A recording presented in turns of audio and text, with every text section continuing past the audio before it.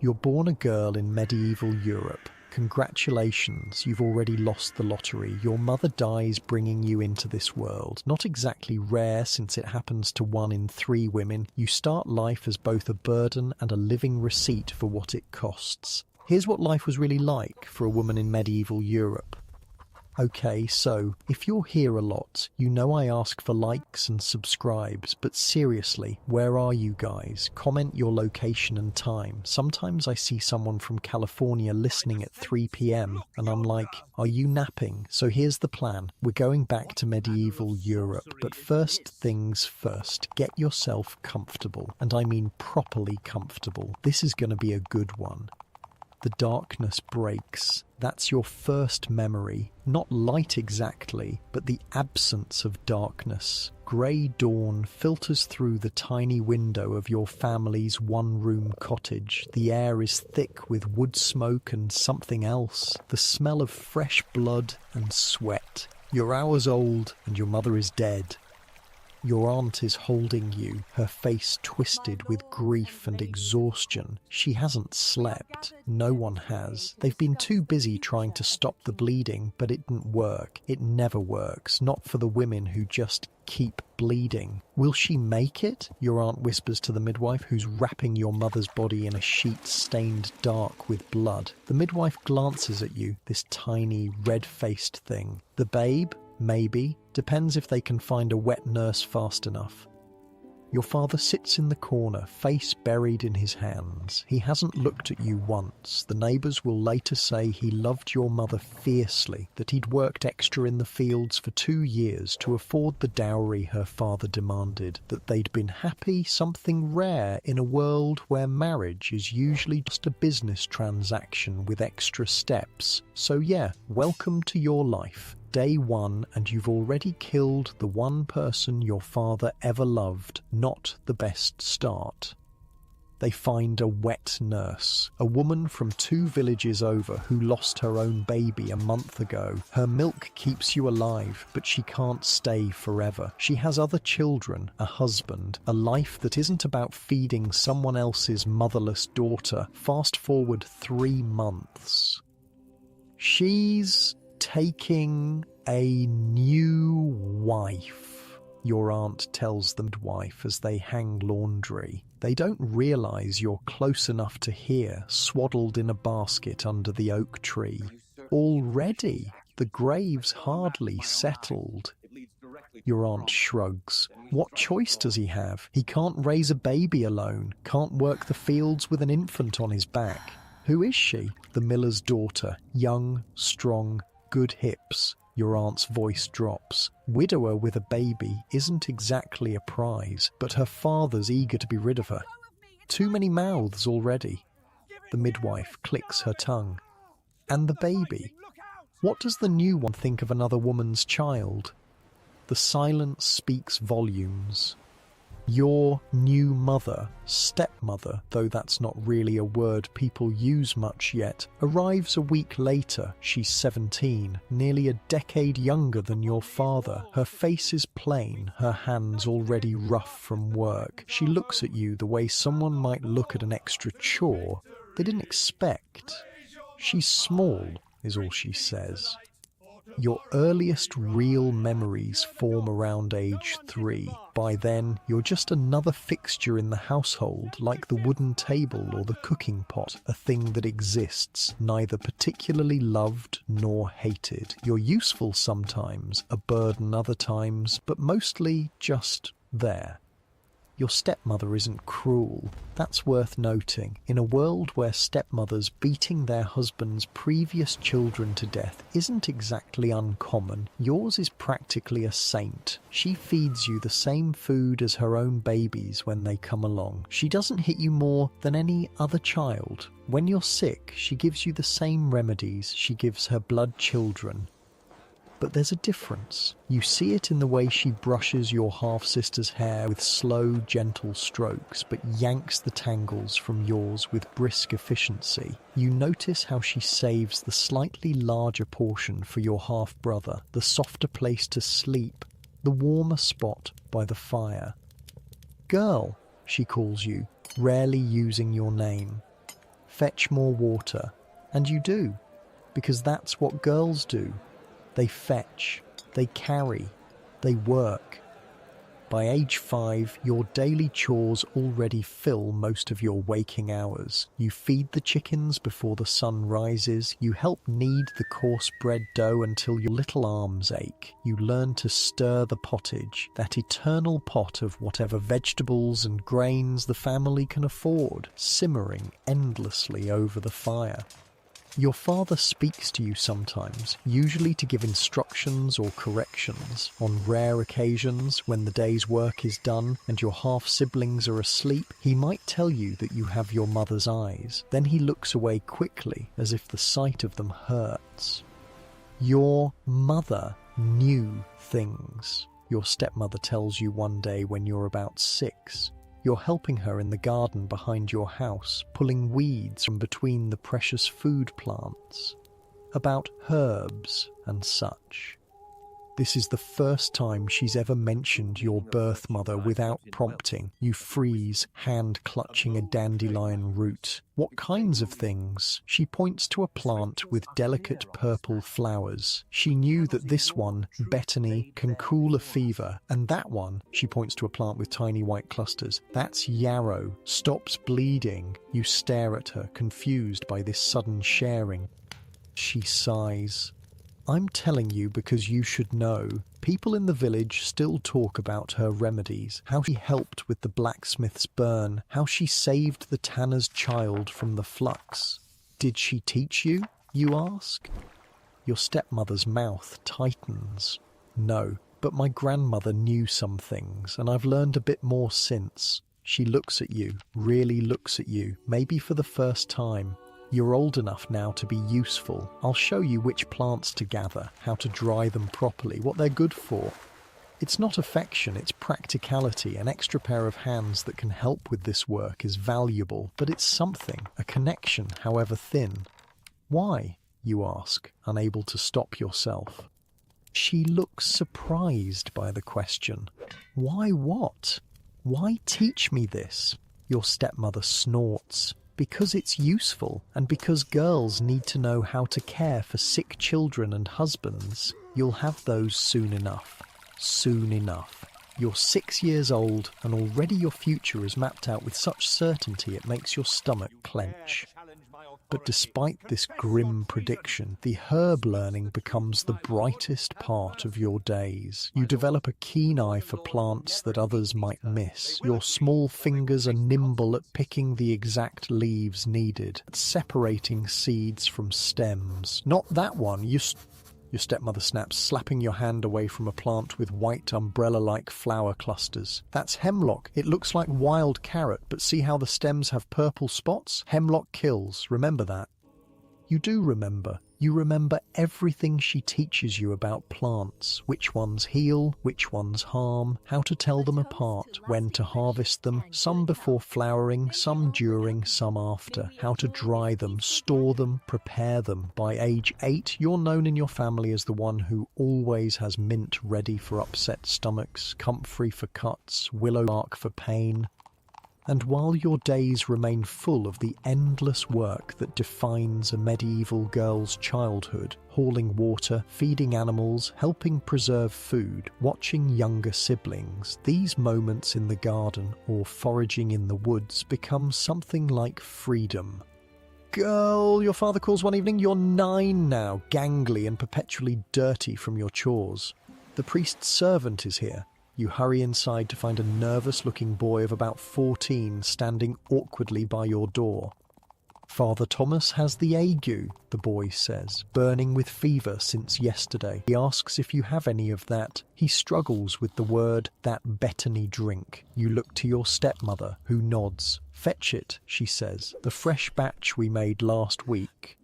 As you retrieve the small pottery jar of betony tea, you can't help but feel a small surge of pride. The priest, the most learned man in the village, is asking for your remedy.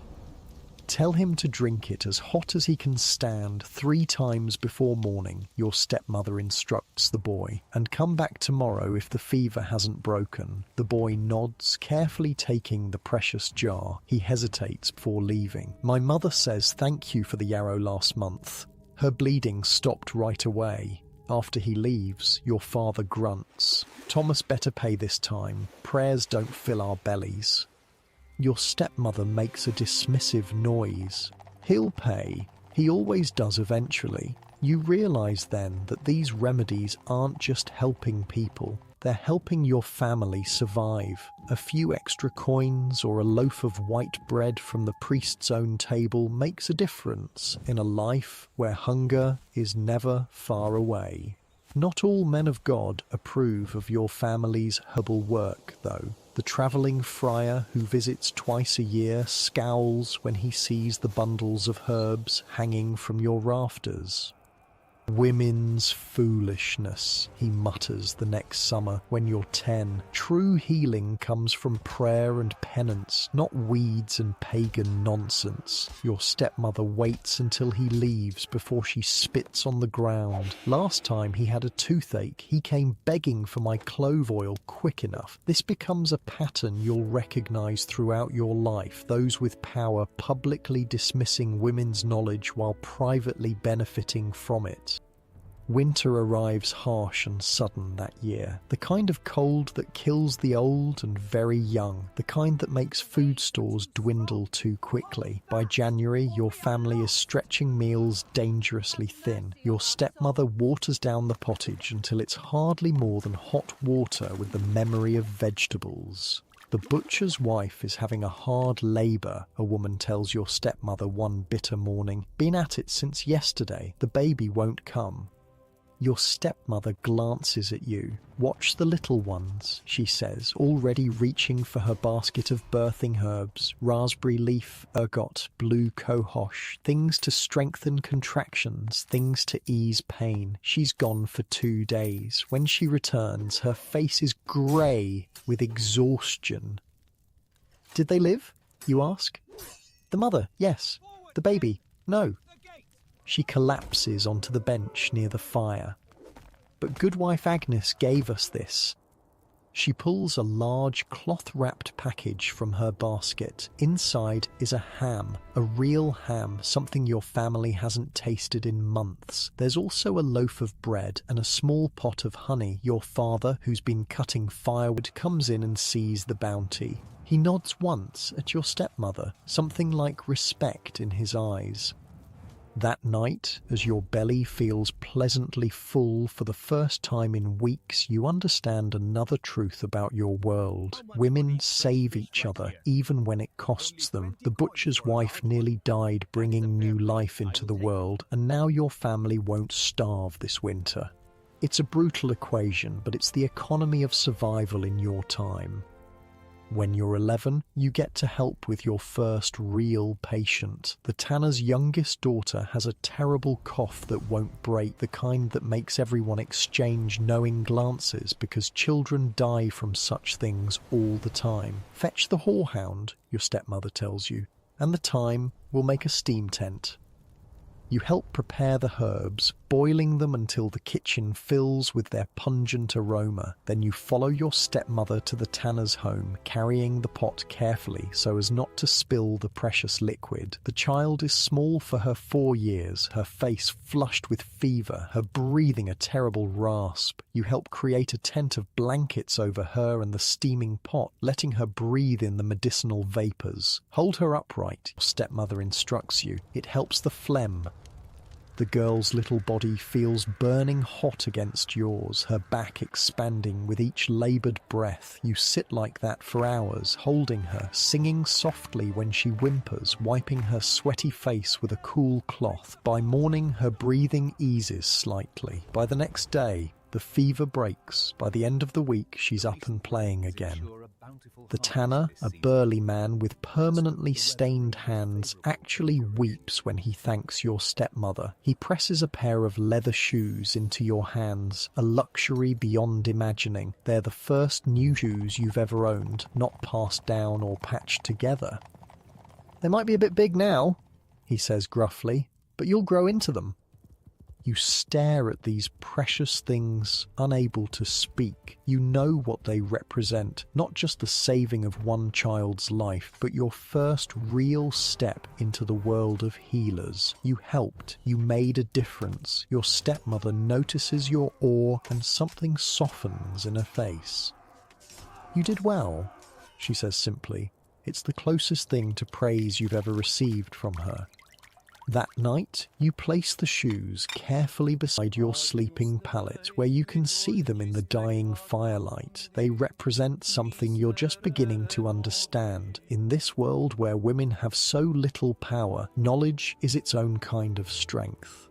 But as you drift off to sleep, you don't yet know how dangerous that strength will become. Your 12th year brings changes to your body that seem both mysterious and alarming. Your stepmother explains the basics with characteristic bluntness. You're becoming a woman now, she says, showing you how to use the rags you'll need monthly, which means you can bear children. The way she says it sounds like a warning. How long until I'm married, you ask, though you already know the answer.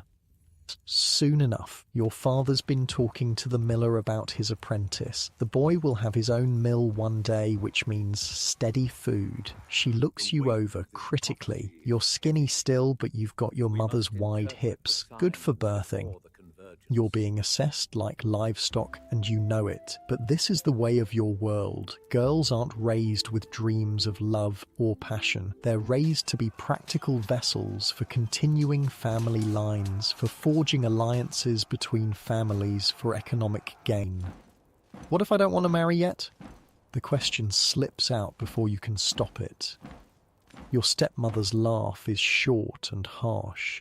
Want? What does want have to do with anything? You think I wanted to marry your father and raise another woman's child? We do what we must. The rebuke stings, but the rare glimpse into her feelings stings more. You've never really considered that she might not have wanted this life either. Besides, she continues more gently, seeing your face fall, what else would you do? A woman alone has no protection, no rights. You need a husband.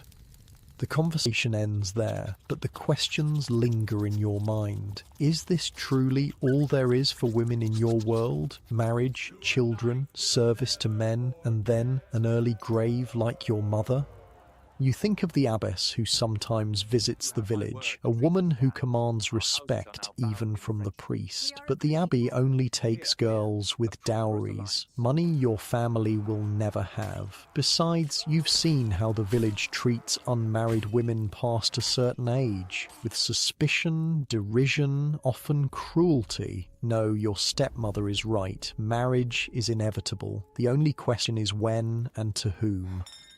The answer comes sooner than you expect. You're still 12, but tall for your age when you're sent to deliver some dried chamomile to the baker's wife for her headaches. The baker's son watches you from the corner as you explain the proper way to brew the tea. He's 17 or 18, stocky from hauling flour sacks with a face already reddened from the constant heat of the ovens.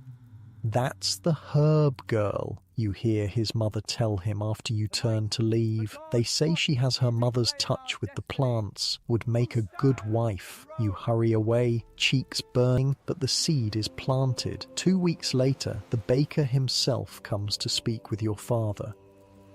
They're offering a good price, your father tells you that night. Enough to help with your sister's dowry when her time comes.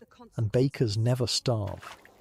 Just like that, your future is decided. You'll finish out the year learning everything you can from your stepmother, then after the next harvest you'll be married. In bed that night you cry silently into your pallet, not because you particularly dislike the baker's son.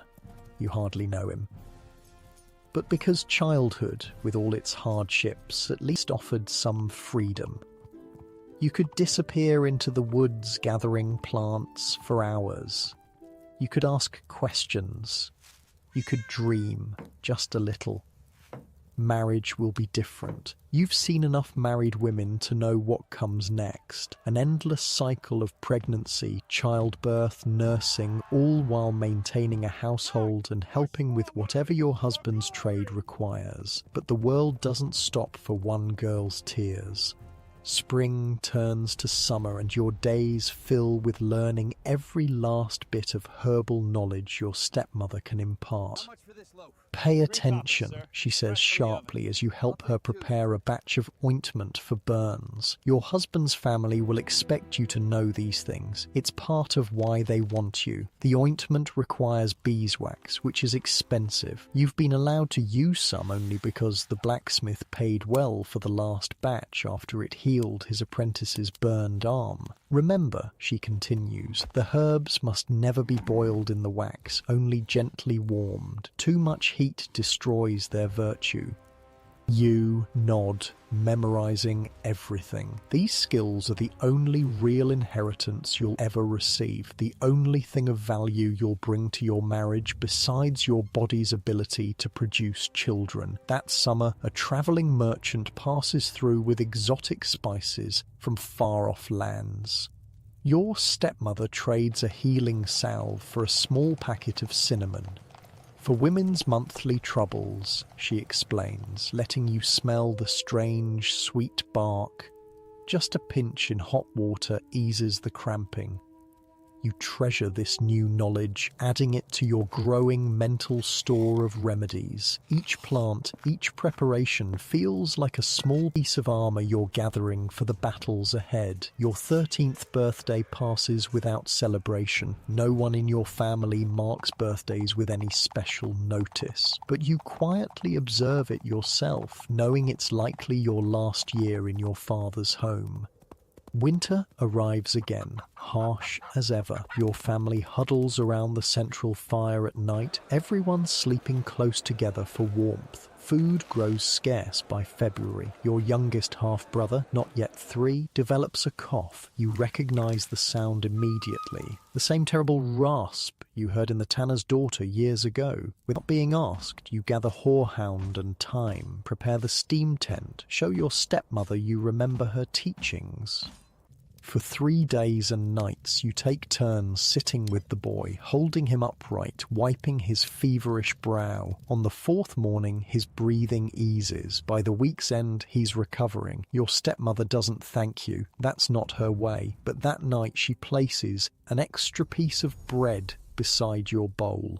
"You'll make a healer yet," is all she says, but you can hear the approval in her voice.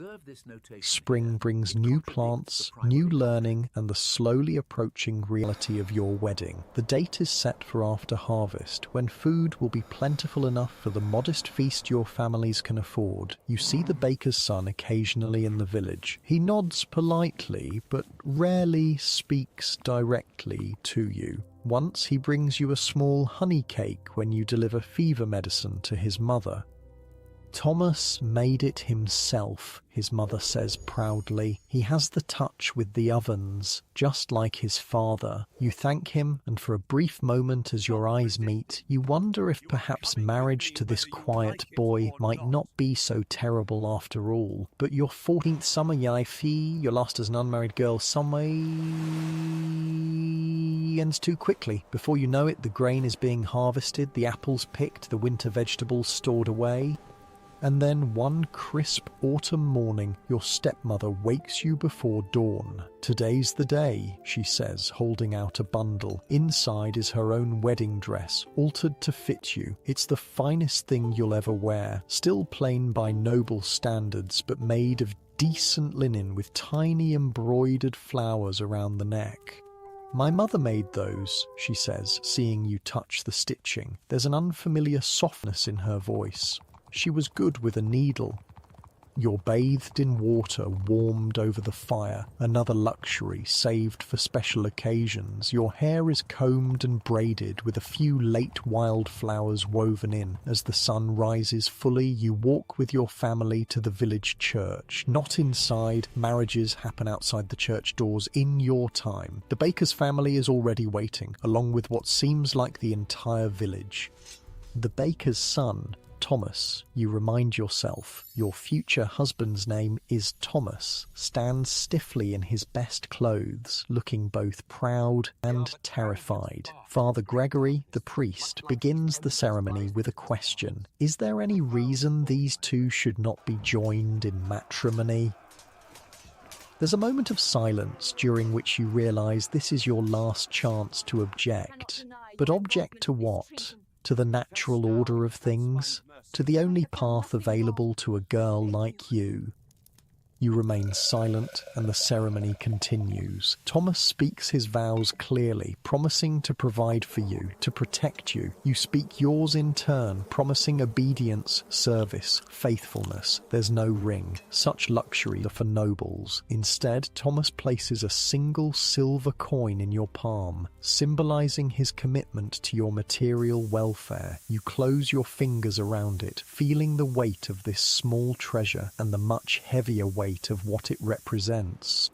And just like that, it's done. You're a wife now, a woman. Your childhood, such as it was, is over. The modest feast that follows is the most abundant meal you've had in your life. The baker has provided bread, of course, not the coarse dark loaf of every day, but white bread, the kind usually reserved for the Lord's table. There's ale and some roasted meat, vegetable pottage, even a honey cake.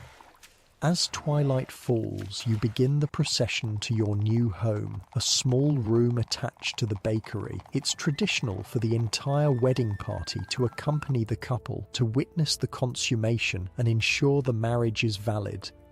Your stomach twists with anxiety. You know, in theory, what happens between men and women. You've lived in a one-room house all your life. There are no secrets in such close quarters. Your stepmother gave you a brief practical explanation a few days ago, but theory and practice are very different things.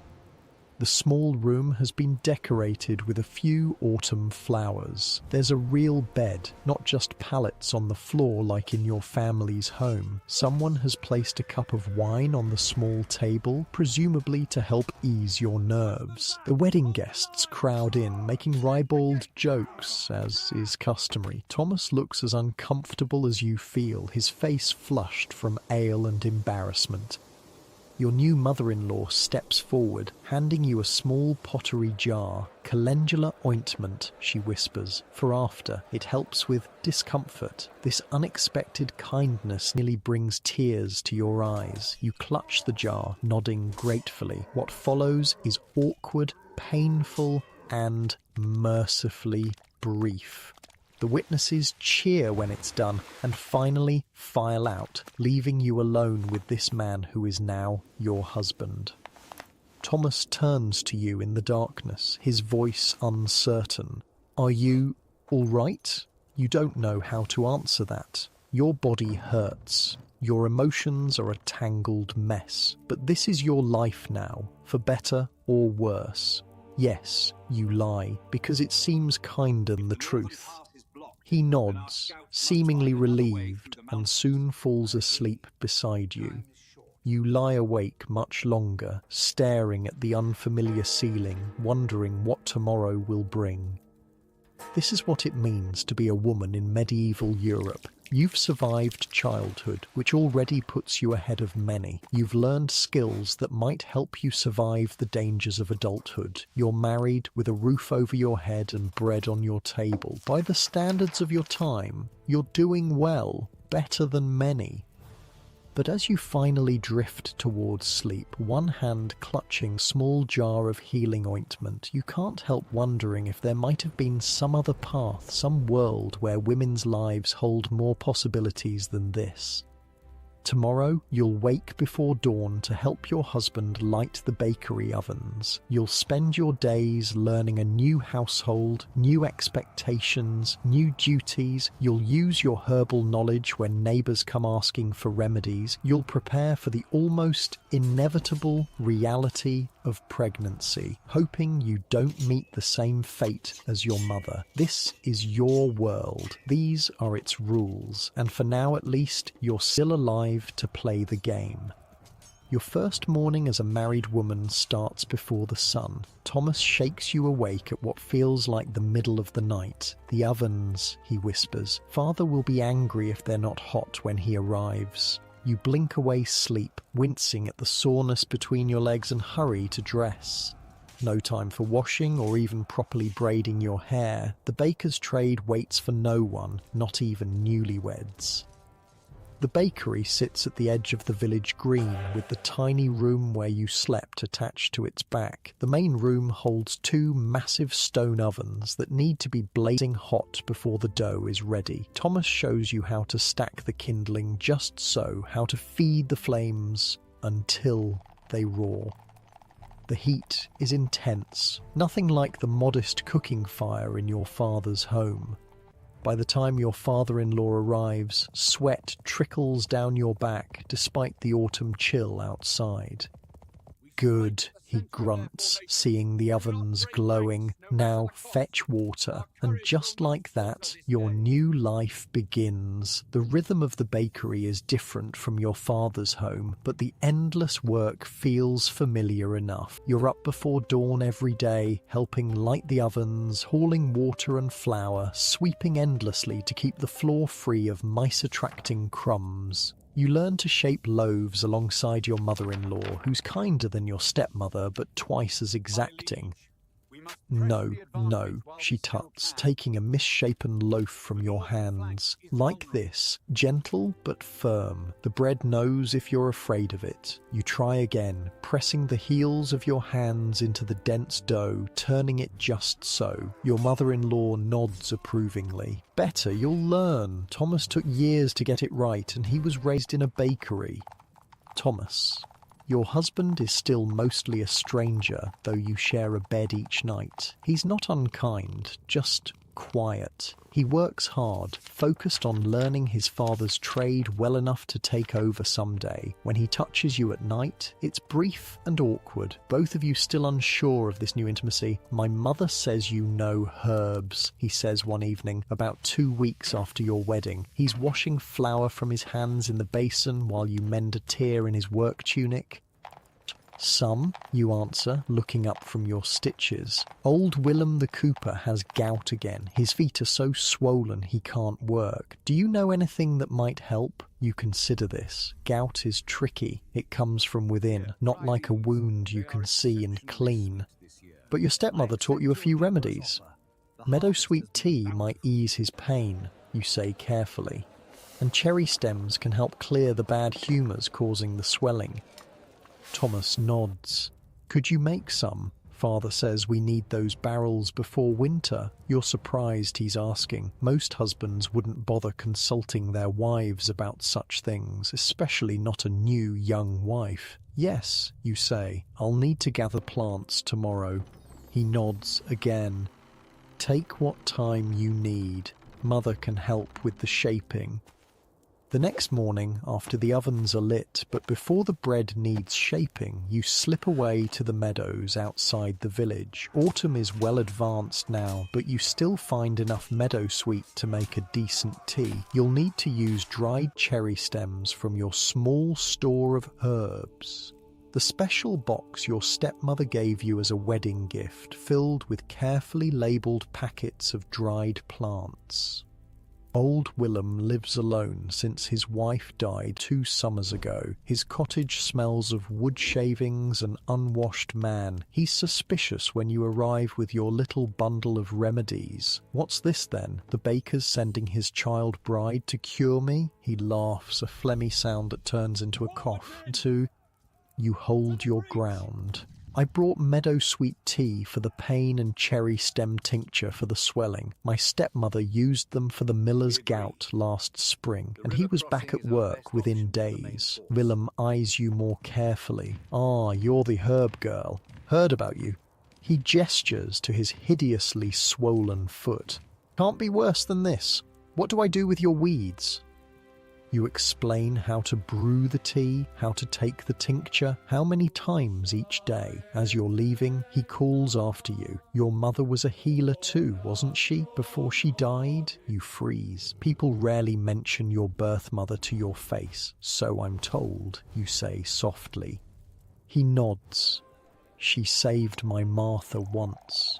Baby was coming wrong, feet first. Everyone said they'd both die, but your mother turned that child right inside the womb. His roomy eyes look past you, remembering.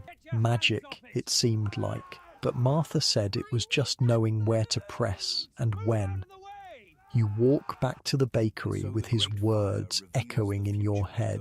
Your mother knew things, important things, things that saved lives, and somewhere inside you that knowledge might still exist, passed down through blood, if not through teaching. 3 days later, Willem hobbles to the bakery, his swelling noticeably reduced. Works better than the monk's remedies, he announces loudly to everyone in the shop, and she charges less too. You hadn't charged anything, but before you can correct him, he presses a finely carved wooden spoon into your hands. For the medicine woman, he says with a wink. Your father-in-law frowns slightly at this exchange, but says nothing. Your mother-in-law looks thoughtful. That night, after everyone is asleep, she comes to your room with a small jar. For your herb box, she says, handing it to you. Inside are dried blackberry leaves. Good for women's monthly courses. Eases the cramps. You take it, surprised. Thank you, she shrugs. We women must help each other. God knows the men won't. After that, word spreads. The baker's young wife knows herbs, just like her mother did. People begin to stop by. Not many, and usually when your father-in-law isn't around. A child with a persistent cough, a woman with painful monthly bleeding, a field worker with an infected cut.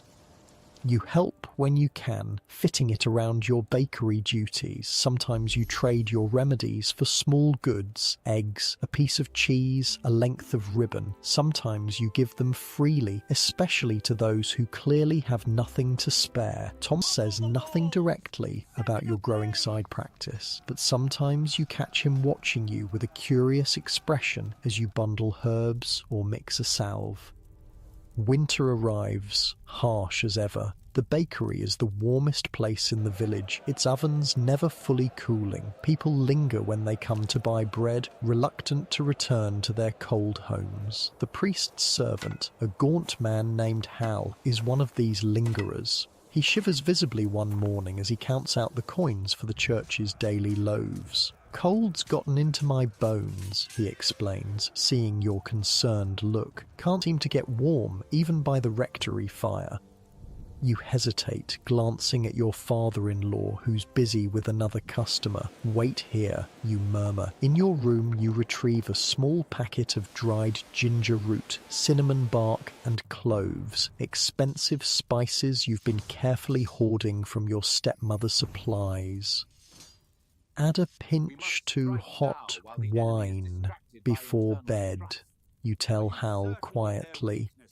It will warm you from within and help you sleep. He takes it gratefully. What do I owe you? You think quickly.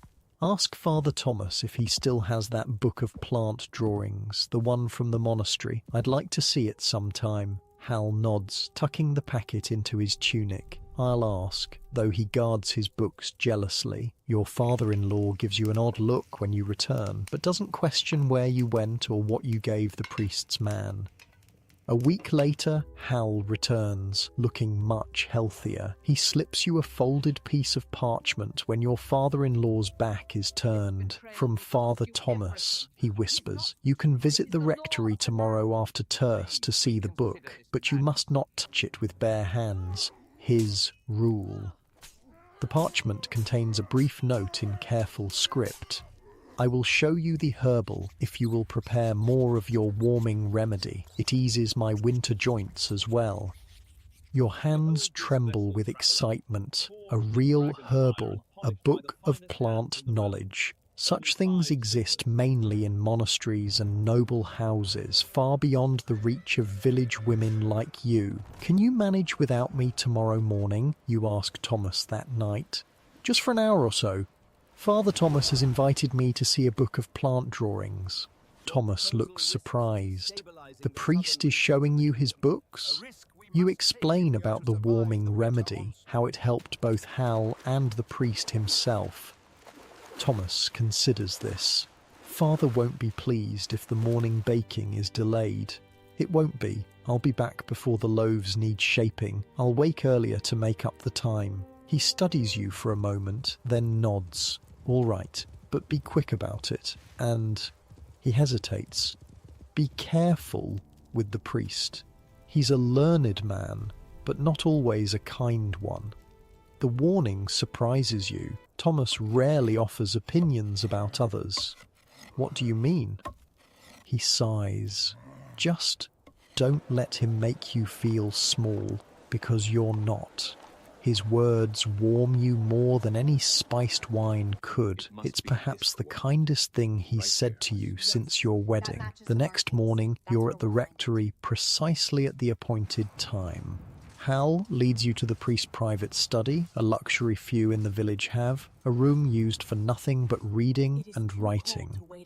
Father Thomas is a thin man with a perpetual frown. He gestures impatiently for you to sit across from him. So you're the baker's wife, the one with the herbs. Yes, Father. He studies you through narrowed eyes. Your mother was a healer, I'm told, before she died, birthing you. You nod, keeping your face carefully neutral. Everyone seems to know more about your mother than you do. And who taught you? The second wife? My stepmother, yes. And I've learned some on my own from watching what works and what doesn't. He makes a dismissive noise. Women's knowledge, passed down like cooking recipes. He reaches for a book bound in worn leather. True medical knowledge comes from study, from the ancients. Hippocrates, Galen, Avicenna. You've never heard these names, but you nod as if you have. He opens the book carefully, revealing pages of detailed plant illustrations with text in Latin beneath each one. Your breath catches at the beauty of it. This is a copy of a much older text, Father Thomas explains, his tone becoming more animated, created by monks at the abbey. Each plant is shown exactly as God made it, with its proper uses described. You lean forward, entranced by the detailed drawings. Many plants you recognize, comfrey, yarrow, sage, but others are foreign to you. What is this one, you ask, pointing to a strange, spiky plant with purple flowers. Milk thistle, he replies, good for ailments of the liver, and this, he turns the page, is valerian, for sleeplessness and nervous disorders. For nearly an hour, he turns the pages,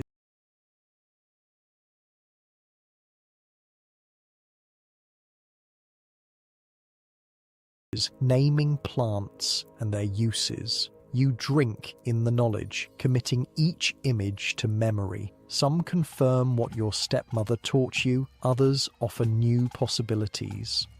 The warming remedy, he says finally, closing the book. You'll make more? Yes, Father, I've brought the ingredients. You remove a carefully wrapped package from your basket. Just a pinch in hot wine before bed. He takes it, nodding. You may return next week if you wish to see more of the book. You can hardly believe your luck. Thank you, Father. I would be most grateful.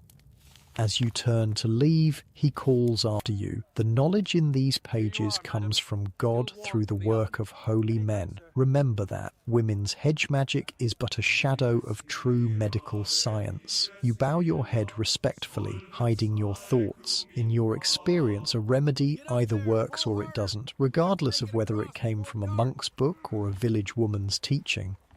When you return to the bakery, your father-in-law is in a foul mood, complaining about the shaping of the morning's loaves in your absence. Your mother-in-law catches your eye and gives a tiny shake of her head, a warning not to argue. You work twice as hard the rest of the day to make up for your brief absence. That night, your arms ache from kneading and your back throbs from hauling water, but your mind is alive with new knowledge. "How was the book?" Thomas asks quietly as you climb into bed beside him. "Wonderful," you whisper, too excited to sleep despite your exhaustion. "So many plants I've never seen, remedies I never knew. Will you go back? Father Thomas said I could return next week." Thomas is silent for a long moment. Then, "Just be careful. Don't neglect your duties here. Father already thinks I was too hasty in choosing a wife." A small knot forms in your stomach. "Am I not doing enough? I wake before dawn, work until after dark." "You do plenty," he interrupts. "It's just, he expected me to marry the chandler's daughter. She comes from more money." "Oh." The word is small in the darkness. "I wanted you," Thomas adds, his voice softer. "When I saw how you helped the tanner's child with that cough 2 years ago, how you knew just what to do while everyone else was panicking, I thought, that's someone who keeps her head, someone strong." His admission stuns you. You'd assumed your marriage was arranged entirely by your fathers, with little input from either you or Thomas. "You chose me." In the dim light from the banked fire, you see him nod, as much as any man gets to choose. "I told Father I wouldn't marry Agnes from the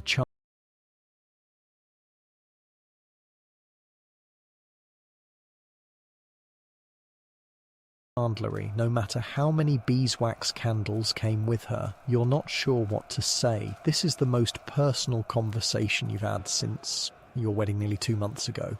"Thank you," you finally whisper. He makes an embarrassed sound and turns over. "Get some sleep. Dawn comes early."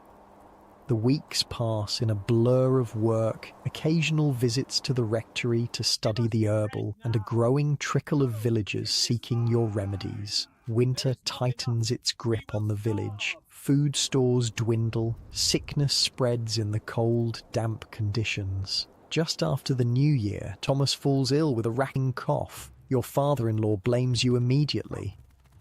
"Spending time with the sick, bringing their humours into my bakery," he spits. "Now my son can't work. Who will help me with the heavy sacks?" Your mother-in-law intervenes. "The boy needs rest and medicine, not your shouting husband." You prepare a thyme and honey syrup for Thomas's cough, adding a bit of the precious ginger to warm his chest. For 3 days you divide your time between bakery work and tending to your husband, sleeping little.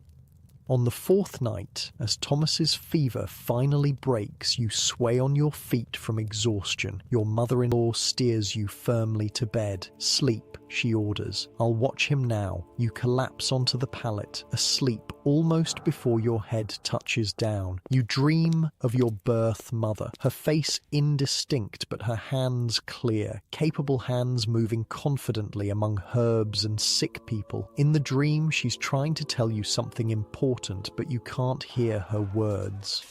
You wake to Thomas shaking your shoulder gently. "Wife," he says, "wake up. Mother says you've been asleep nearly a full day." You sit up, disoriented. Pale winter sunlight filters through the small window. "A day, but the bread is baked," he assures you. "I'm well enough to work now, thanks to your medicine. Father's even admitted it worked better than the last remedy we bought from the monastery." Relief washes over you, both for Thomas's recovery and the fact that you haven't neglected your duties to the point of disaster. "There's something else," he continues. "Goodwife Ellen is here. Her child has the croup, the same cough I had, but worse. She's asking for you specifically. Ellen is the carpenter's wife, a woman of some standing in the village. Her seeking your help is significant."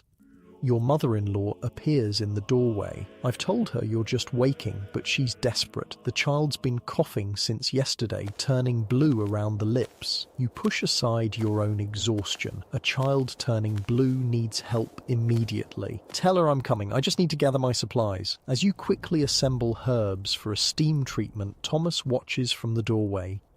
You're still tired, he observes. I can tell her to seek the monk who visits from the abbey. He'll be here in 2 days. You shake your head. The child might not have 2 days. He nods, understanding. Then go. I'll explain to father. The carpenter's home is one of the nicer ones in the village. 2 rooms instead of 1, with real glass in one small window. Ellen meets you at the door, her face haggard with worry. Thank God you've come, she says, pulling you inside. Martin can't seem to catch his breath between coughs. The midwife tried honey and vinegar, but it did nothing. The child, not quite 2 years old, lies listlessly in a small bed near the fire. His breathing is laboured, each inhale a struggle, each exhale ending in a horrible barking cough. When he coughs, you see what Ellen meant. His lips take on a bluish tinge from lack of air. You've seen this before, with your youngest half-brother and others in the village. Croup can kill if the swelling in the throat becomes too great for breath to pass.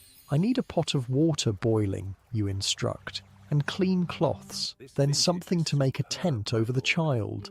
Ellen rushes to comply. Her husband stands awkwardly nearby, clearly terrified for his son, but unsure how to help.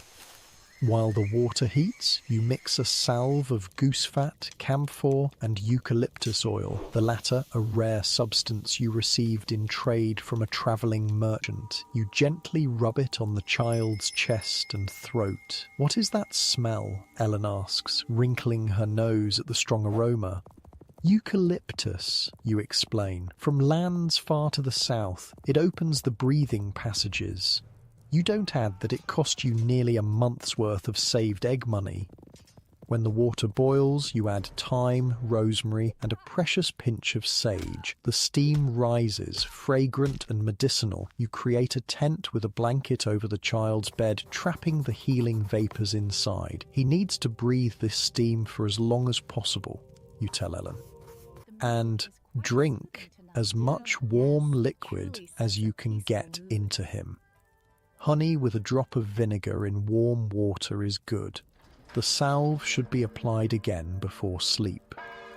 You show her how to maintain the steam tent, how much of the precious salve to use. The carpenter watches intently, clearly committing your instructions to memory alongside his wife. Will he live? He asks bluntly when you've finished. You look at the child, who's already breathing slightly easier in the medicated steam. If the swelling in his throat doesn't worsen, yes, the next day will tell. They both nod, understanding the gravity without you needing to elaborate. What do we owe you? The carpenter asks. You hesitate. These are people of means by village standards. They can afford to pay, but you're still establishing yourself, still learning what is appropriate to ask. Perhaps some wood for my herb boxes, you suggest. Come spring, I'll need places to dry and store more remedies. The carpenter looks relieved. This is a payment he can easily provide. I'll make you the finest herb boxes in the village, with proper lids and dividers if you want them. You smile, pleased with this arrangement. That would be most helpful, thank you. As you gather your remaining supplies to leave, Ellen touches your arm. People say you have your mother's gift, she says quietly. They say she could see inside the body somehow, know exactly what was wrong. You've heard similar things now from several villagers, these whispered mentions of your mother's alleged abilities. It both pleases and unsettles you. I just know what my stepmother taught me, you say modestly, and what I've learned from Father Thomas's herbal. Ellen nods, but her expression suggests she believes there's more to it than that. You walk home through the winter twilight, snow crunching beneath your feet, thinking about your mother. What exactly was her gift? Was it truly something mystical, as villagers hint, or simply careful observation, detailed knowledge, and skilled hands? And whatever it was, have you inherited any measure of it? At the bakery, you find Thomas alone, stoking the banked ovens for the morning's baking. "How is the child?" he asks, straightening. "Better, I think. The steam is helping him breathe." He nods. "Good. Father and mother have gone to bed already." He hesitates, then adds, "Father says if the carpenter's son lives, he'll stop objecting to your herb work. Says it brings credit to the bakery, having a healer in the family." You raise your eyebrows, surprised by this concession. "And if the child doesn't improve?" Thomas's expression grows serious. "Let's pray he does, for everyone's sake." You understand his meaning? A dead child means not only tragedy for the parents, but potential blame for the healer who failed to save him. That night, you lie awake longer than usual, listening to Thomas's steady breathing beside you. The weight of responsibility settles heavy on your chest. Before, your remedies were simple things, easing aches, soothing coughs, reducing fevers. But now, a child's life might hang in the balance. Is this how your mother felt each time she attended a difficult birth or a dangerously ill patient? This mix of determination and fear? You place a hand on your own abdomen, still flat, but perhaps not for long. You've been married nearly 3 months now, and your monthly bleeding is 2 weeks late. Too early to be certain, but you recognise the signs from helping your stepmother with other pregnant women, the tender breasts, the strange aversions to certain foods, the unusual tiredness. If there is indeed a new life growing inside you, will you survive bringing it into the world? Or will your child grow up as you did, knowing their mother only through others' memories? These dark thoughts swirl until exhaustion finally pulls you under. Your last conscious thought is a kind of prayer, though not one the priest would recognise. "Mother, whoever and wherever you are, help me be strong like you. Help me save lives instead of losing my own." The next morning, a breathless boy pounds on the bakery door just as you're feeding kindling into the ovens. "Goodwife Baker," he calls. Goodwife Ellen says, "Come quick. The babe's fever has broken. Relief washes through you." Thomas, hauling a sack of flour nearby, meets your eyes and smiles. A real, full smile that transforms his usually serious face. "Go," he says. "I'll handle the morning bread." As you gather your basket and hurry through the pre-dawn darkness toward the carpenter's house, a strange feeling rises in your chest. It takes you a moment to recognize it, this unfamiliar emotion, pride. You feel proud, for perhaps the first time in your life, as a woman in medieval Europe. You've done something that is truly, solely yours. Not as a daughter, not as a wife, but as yourself. A healer with knowledge and skill that others value and need. It's a small triumph in a world where women's victories are rare and often invisible. But as you step through the fresh snow, your breath clouding in the cold air, it feels momentous. The carpenter's son recovers fully. Word spreads. More villagers seek your help. Your father-in-law stops grumbling about your herb nonsense when the steady stream of small payments, eggs, cheese, candles, a length of good wool, adds to the family's comfort through the lean winter months. By the time the first crocuses push through the melting snow, your suspicions are confirmed. You're carrying a child, due to arrive when the harvest does. Thomas receives the news with a mixture of pride and terror, typical of first-time fathers. Your mother-in-law's eyes fill with tears of joy. "A grandchild," she whispers, placing a gnarled hand over yours. "God willing, I'll live to see it grow." Your father-in-law merely nods as if you've fulfilled a contractual obligation. "Good," he says. "The bakery needs another pair of hands." That night, as Thomas sleeps beside you, you place both hands on your still flat belly and make a silent promise to the tiny life within. I will survive bringing you into this world. Whatever it takes, whatever I must learn, I will live to see you grow.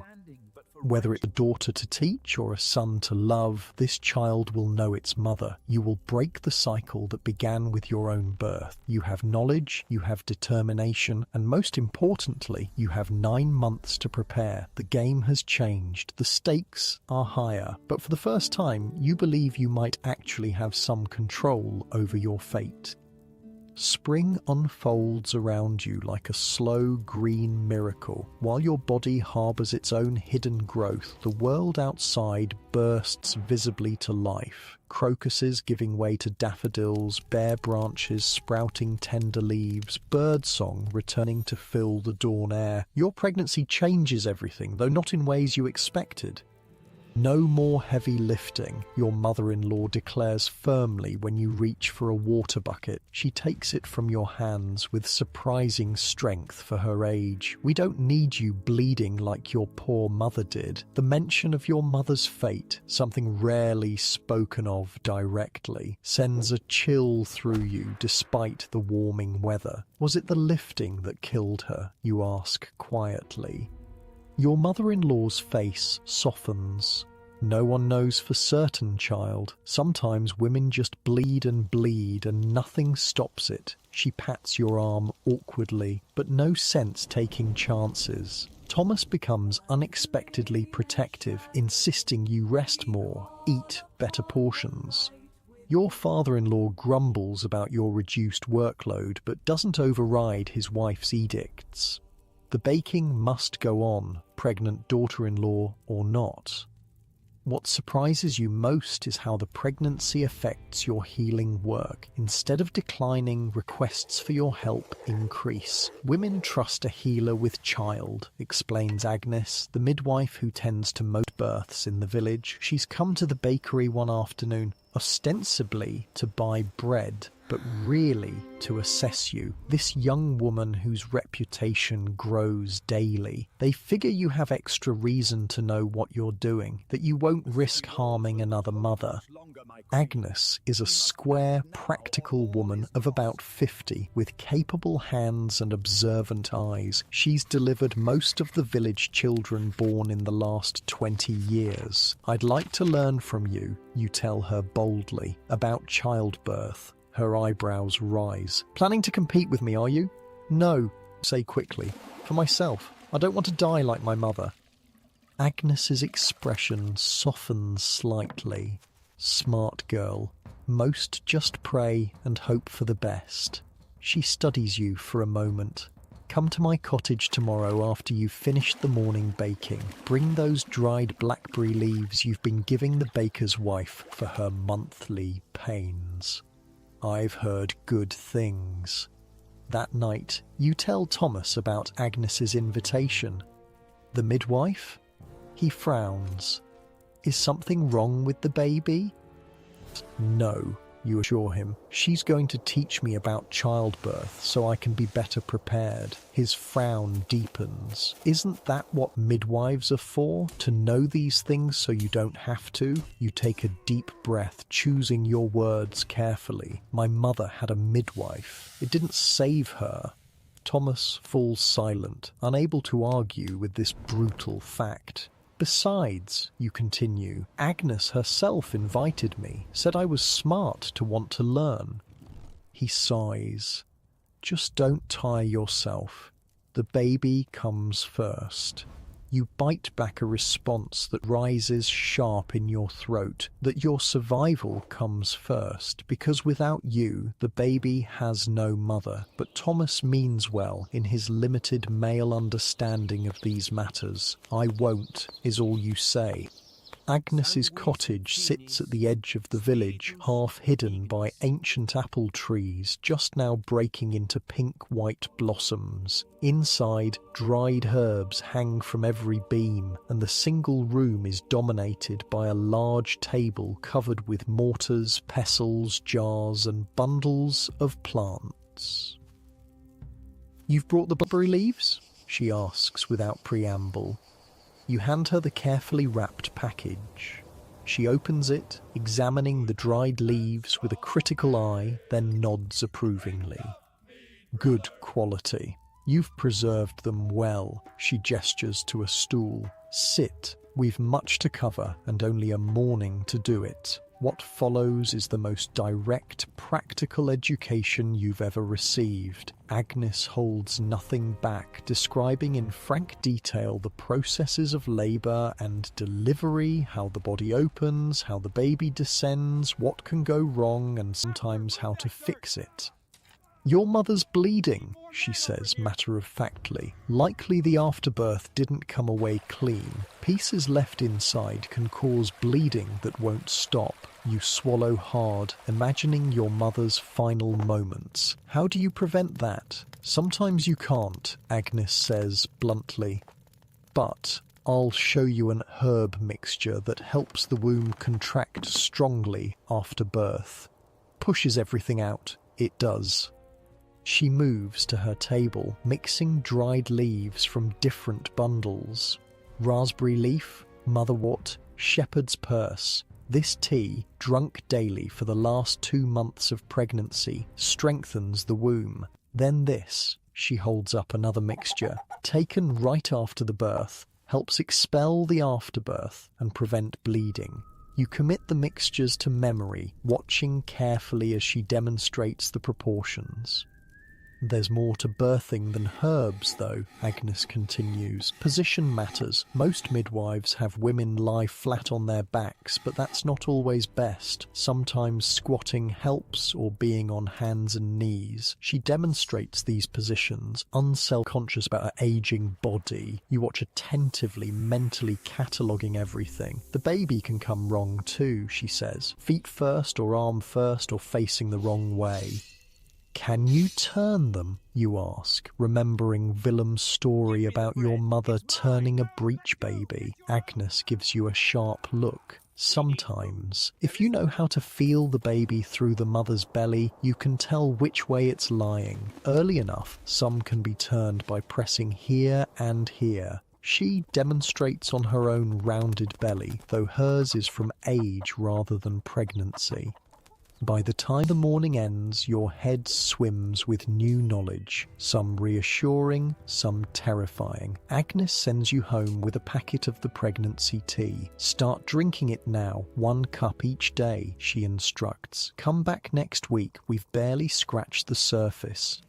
These weekly sessions with Agnes continue throughout the spring and into early summer. Sometimes you simply talk, with Agnes sharing birth stories, successful ones and tragic ones alike. Other times she has you practice with a cloth doll and a woven basket, simulating difficult deliveries.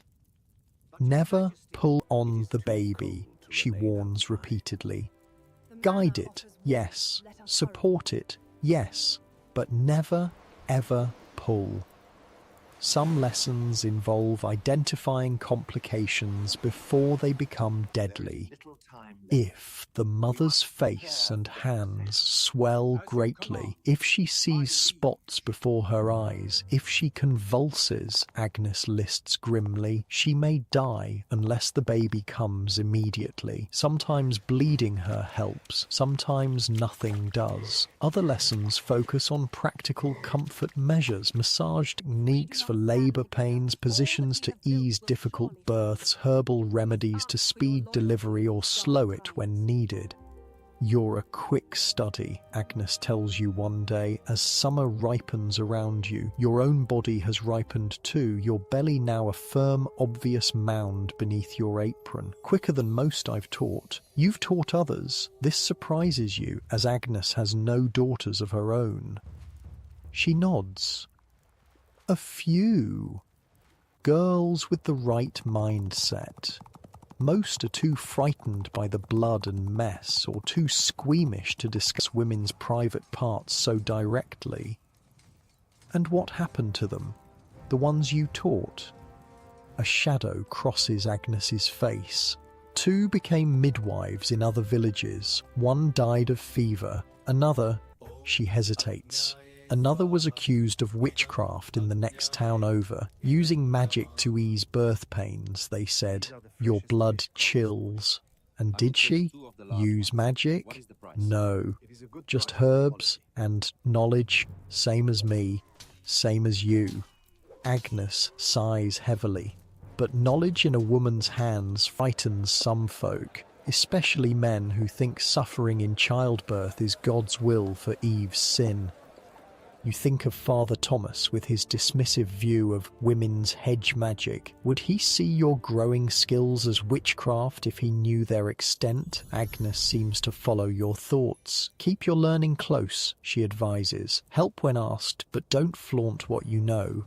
There's safety in appearing simple. You nod, understanding. This is the delicate balance all women must maintain, being useful without appearing threatening. As your belly grows larger, your work at the bakery necessarily diminishes. You can no longer lift the heavy flour sacks or water buckets, can't bend easily to load the ovens, but your healing practice expands to fill the gap. Word has spread through the village, and beyond that, the baker's wife has a special touch with remedies. Women come with their ailments, menstrual difficulties, fertility troubles, pregnancy complaints. Men come too, though often furtively, as if ashamed to seek help from a woman. Even children are brought to you for coughs, rashes, minor injuries. You treat them all, applying what you've learned from your stepmother, from Agnes, from Father Thomas's herbal, and increasingly from your own experience. You develop a reputation for honesty. If you can't help, you say so plainly rather than offering false hope. This earns you respect, even from those initially skeptical.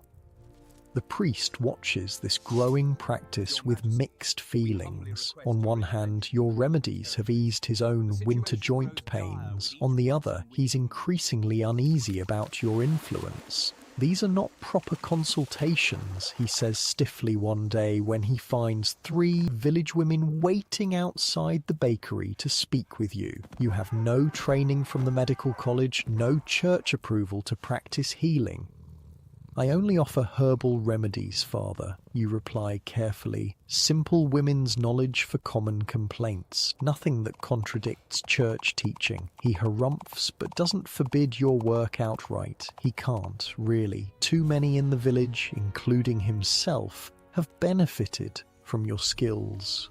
By late summer, your pregnancy dominates your daily existence. The heat is oppressive, making the bakery nearly unbearable. You wake in the night, your growing child kicking and rolling inside you.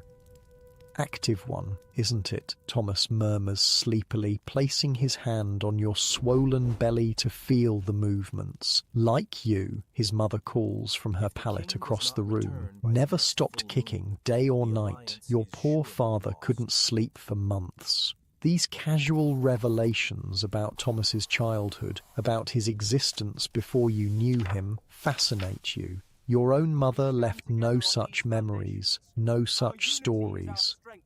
When the first pains come, you're in the garden behind bakery, harvesting late summer herbs. They're mild at first, a tightening across your lower back, a cramping sensation that comes and goes. You've felt similar twinges for weeks, but these feel different, more purposeful. You finish gathering what you need, then make your way inside. Your mother-in-law takes one look at your face and knows. "It's starting?" You nod. "I think so, but early yet." She nods briskly. "First babies often take their time. We'll send for Agnes when the pains come closer together." You're grateful for her calm. Your own emotions are unexpectedly turbulent. Not just fear of the pain and danger ahead, but a strange grief that your mother isn't here to see you become a mother yourself. Thomas is sent to finish the day's baking alone.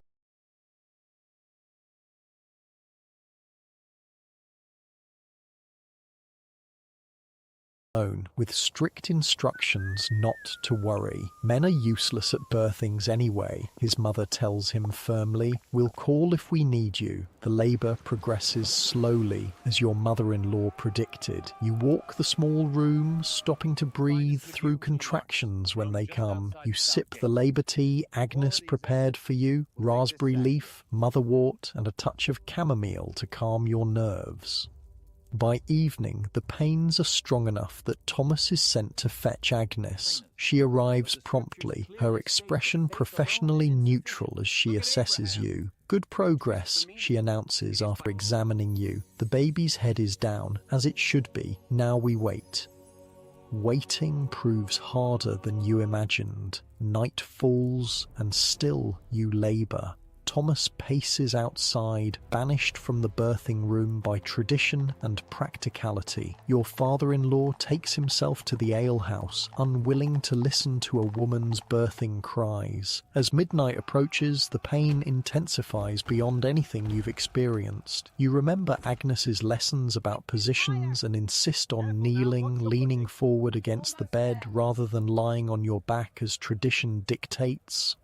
If it eases the pain, do it, Agnes agrees, ignoring your mother-in-law's raised eyebrows at this unconventional approach. The night stretches endlessly. You lose track of time, existing only in the rhythm of contractions, the brief respites between, the encouraging murmurs of the two older women. The baby's stuck, your mother-in-law whispers to Agnes.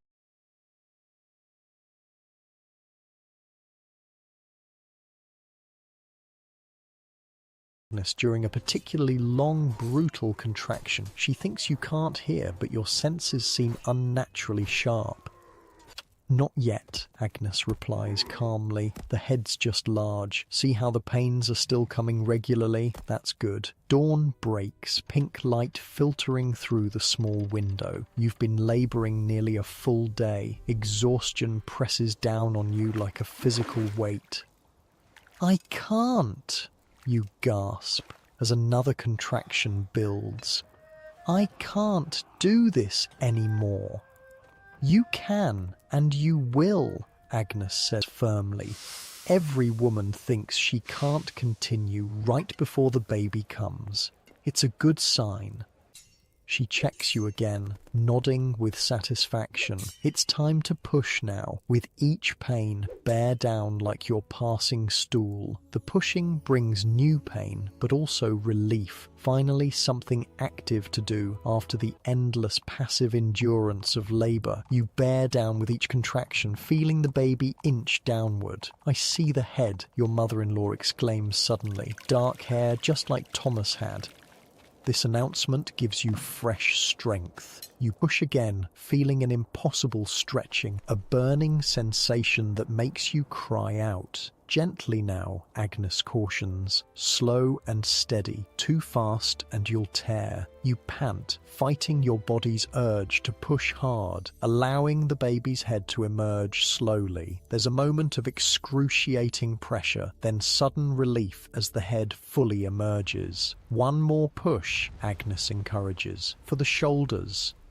You summon your last reserves of strength, bearing down as the final contraction builds. There's another stretch, another burning sensation, then a slippery feeling as the baby slides from your body into Agnes's waiting hands. A thin wail fills the room. Your heart leaps at the sound. A girl, Agnes announces, quickly wiping the baby's face and placing her on your chest. A fine, strong girl. You stare down at the tiny red face, the dark, wet hair, the impossibly small fingers. She's real, she's here, and you're alive to see her. The afterbirth, Agnes reminds you gently after a moment. One more task. You'd almost forgotten this crucial step, the one that likely killed your mother. Agnes gives you a special tincture to drink, bitter and strong. Within minutes you feel another contraction building. You push once more and the afterbirth slides out, which Agnes examines carefully. Complete, she pronounces, relief evident in her voice. Nothing left inside. Only then do you truly believe you've survived. You've done what your mother couldn't, brought a new life into the world and remained alive to mother her. Your mother-in-law opens the door to inform Thomas. His face appears haggard from a sleepless night of worry. "A daughter," she tells him. "And your wife is well." He stumbles in, eyes fixed on the tiny bundle against your chest. He kneels beside you, reaching out one finger to touch the baby's cheek with infinite gentleness. "She's perfect," he whispers. Agnes finishes her work efficiently, washing you, helping you into a clean nightgown, checking for excessive bleeding. She prepares another medicinal tea, this one to prevent infection and encourage healing. "Drink this 3 times daily," she instructs. "And this salve is for soreness. You'll need it." Before leaving, she pulls you close, speaking low so only you can hear. "You did well, better than most first-time mothers. You have a gift for this. Not just the healing, but the birthing too. There's knowledge in your body that didn't need to be taught." Her words warm you almost as much as the tiny life nestled against your breast. Knowledge in your body. Perhaps this is what you inherited from your mother. Not just her wide hips or her reported healing touch, but some deeper wisdom that lives in the blood and bone. The first weeks with your daughter pass in a blur of exhaustion, wonder, and physical recovery. You name her Marta after your mother-in-law, who weeps at the honor. Breastfeeding proves challenging at first, painful and frustratingly difficult to coordinate between your inexperienced body and your daughter's equally inexperienced mouth. But you persist, remembering Agnes's assurance that it gets easier. She's right, as usual. By the end of the first month, you and Marta have established a rhythm, your body responding to her cries with milk before you even consciously register her hunger. Thomas returns to the bakery full-time, leaving you to focus on recovery and the baby. Your healing work pauses briefly, but by Marta's 2nd month, women begin appearing at your door again, often bringing small gifts for the baby, along with their requests for remedies. "Just a salve for my husband's rash," one woman explains, handing over a tiny knitted cap for Marta. "Nothing urgent. When you have a moment." You're touched by their consideration, their understanding that motherhood has temporarily limited your availability, but you also find yourself eager to resume your work, to engage with the world beyond feeding and changing your daughter. So, you develop a new routine. While Marta sleeps, you prepare remedies. When she's awake but content, you see patients, often with her bundled against your chest. Women especially appreciate this arrangement, cooing over your daughter while discussing their ailments. "She'll learn healing from the start," one elderly woman remarks approvingly. "Just as it should be. Knowledge passed mother to daughter."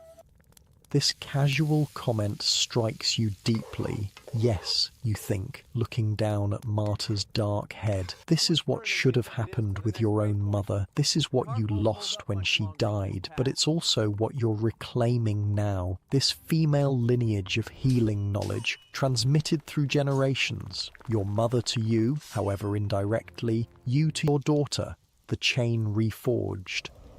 As autumn approaches, bringing cooler days and earlier sunsets, you gradually resume more duties at the bakery. Not the heavy work yet. Your body is still healing, still softened from pregnancy, but the skilled tasks of shaping loaves, managing the ovens, serving customers.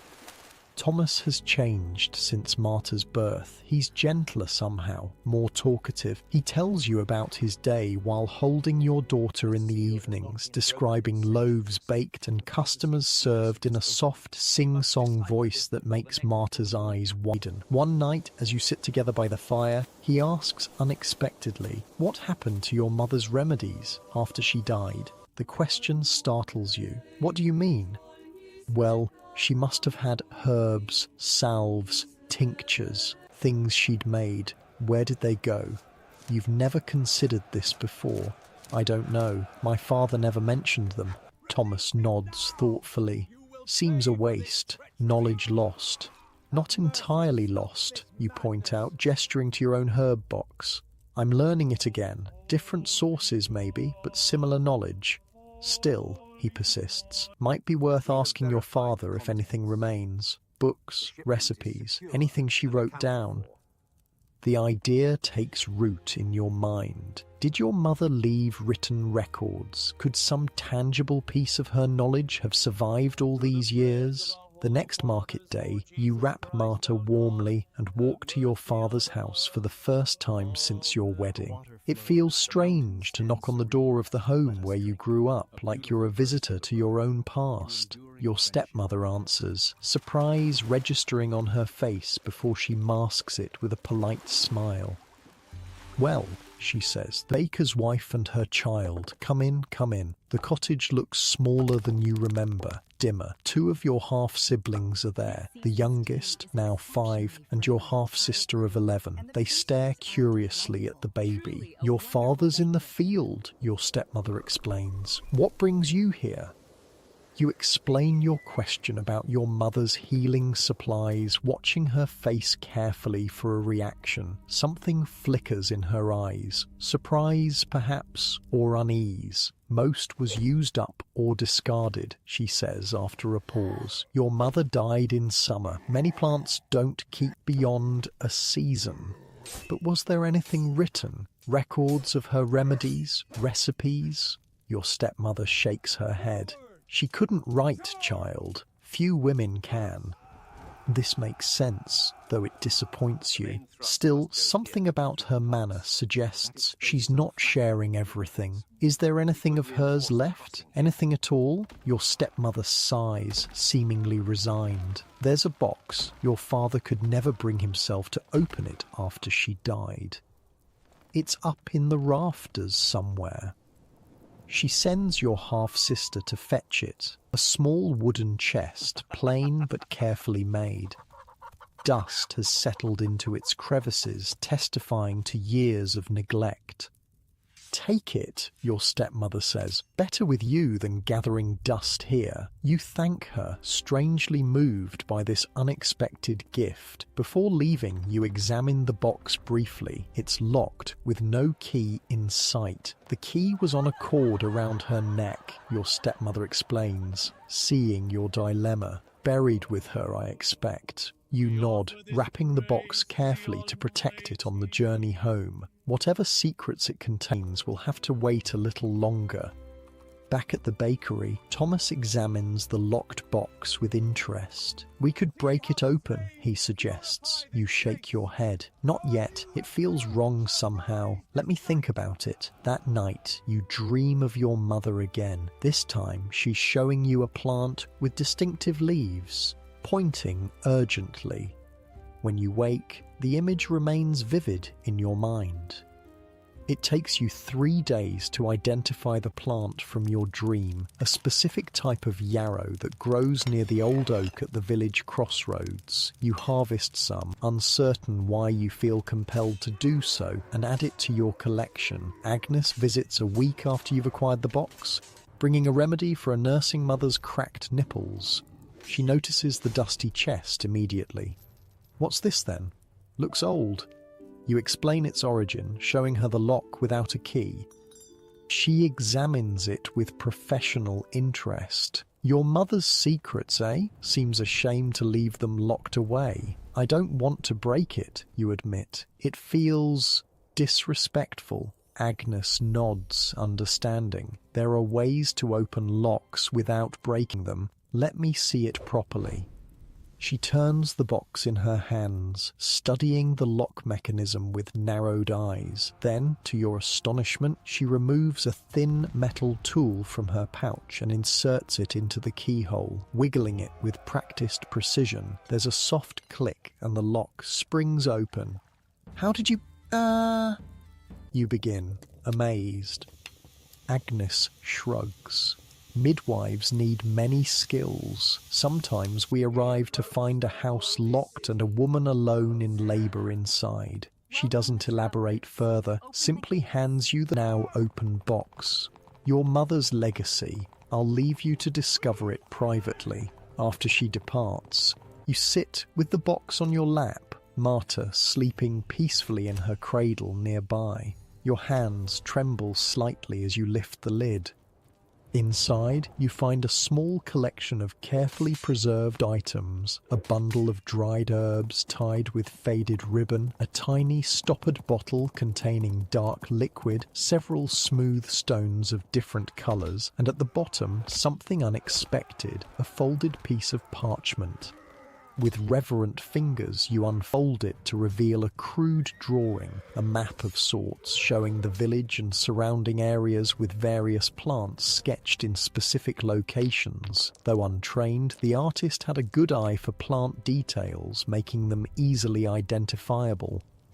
Your heart races. This is your mother's knowledge, preserved not in writing but in pictures, a map to her medicinal gardens, her special harvesting places, including, you note with a chill, the exact yarrow patch you dreamed about. Also in the box is a small wooden doll, crudely carved but with a distinctly female form. Around its neck is a tiny cord holding a miniature key, too small for the box itself but clearly symbolic. These objects represent a different kind of legacy than you expected. Not formal recipes or medical texts, but personal, practical tools of a village healer. Your mother's actual working implements, not just her knowledge. You understand now why your father couldn't bear to open this box, why your stepmother seemed uneasy about it. These items connect you directly to your mother in a way nothing has before. They confirm what the villagers have whispered, that she was not just casually skilled, but a dedicated, systematic healer with knowledge that deserved preserving. As you carefully replace the items in the box, you feel a profound sense of connection to the woman who died bringing you into the world. She's no longer just a tragic story, a cautionary tale. She's real, a healer who gathered specific plants, who made maps, who created remedies, who carved talismans. A woman not so different from yourself.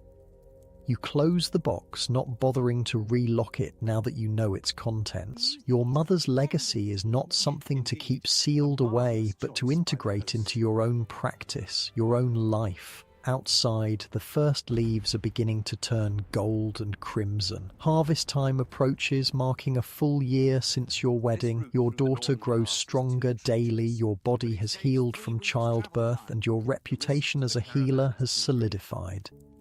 You survived what your mother couldn't, and somehow, against all odds, you've recovered pieces of what was lost with her death. This box won't bring her back, nothing can do that, but it offers something you never expected to find. A connection, a continuation, evidence that some chains, once broken, can be forged anew.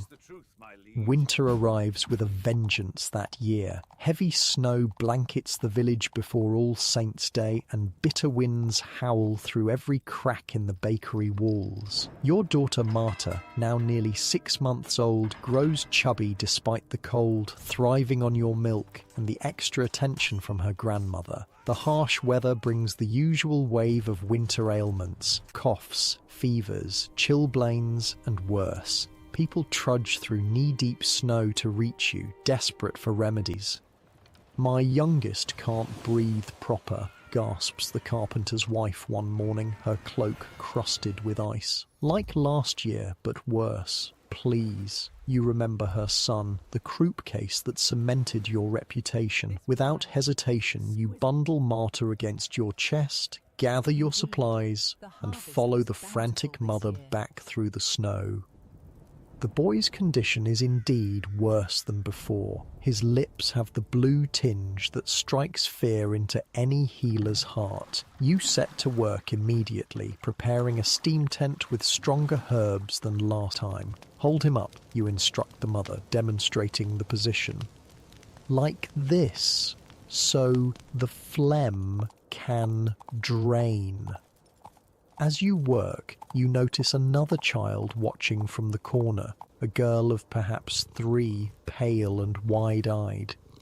She's starting to cough too, the carpenter says grimly. Started last night, you nod, mentally adjusting your treatment plan. 2 sick children means a faster spreading illness, likely contagious. You'll need to treat them both and protect yourself and Marta. Bring her closer, you tell him. She can share the steam tent with her brother, and give me that pot. You prepare a second remedy, a preventative tea for the parents, for Marta, and for yourself. It's a mixture your mother had mapped in her box: elderflower, yarrow, and boneset. The jar of dried leaves had been labelled in crude pictographs that somehow made perfect sense to you. Drink this 3 times daily, you tell the carpenter and his wife. It won't stop the illness completely if you're already infected, but it will make it milder. For 3 days you visit the carpenter's family morning and evening. The boy slowly improves, though the girl develops a mild case as you predicted. By the 4th day, both children can breathe normally again, though their coughs will linger for weeks. Word spreads about your successful treatment. Soon, other families with sick children appear at your door. What begins as isolated cases clearly indicates a broader contagion sweeping through the village. You find yourself consulting your mother's box with increasing frequency. The map leads you to hidden patches of winter herbs, evergreen needles, witch hazel bark, dormant roots that still hold medicinal power beneath the frozen ground. The small bottle of dark liquid turns out to be a potent tincture that eases the worst coughing spasms when just a few drops are added to honey. Your mother-in-law watches your growing confidence with a mixture of approval and concern. You're becoming known beyond our village, she tells you one evening as you strain a batch of pine needle syrup. A woman from Westfield asked for you at the market today. Heard you cured the Cooper's twins. You look up sharply. Westfield? That's half a day's walk. She nods. Key. People travel for good healing. It's how reputations grow. She hesitates before adding, it's also how attention comes, not all of it welcome. You understand her warning. A woman with too much influence, too much independent power, risks unwelcome scrutiny from church and state alike. I'm just helping where I can, you say carefully. Nothing more. She gives you a knowing look. Your mother said the same, I'd wager. The comparison warms and unsettles you simultaneously. Pride in following your mother's path mingles with fear of meeting her fate. Not in childbirth, perhaps, but in some other form of premature ending.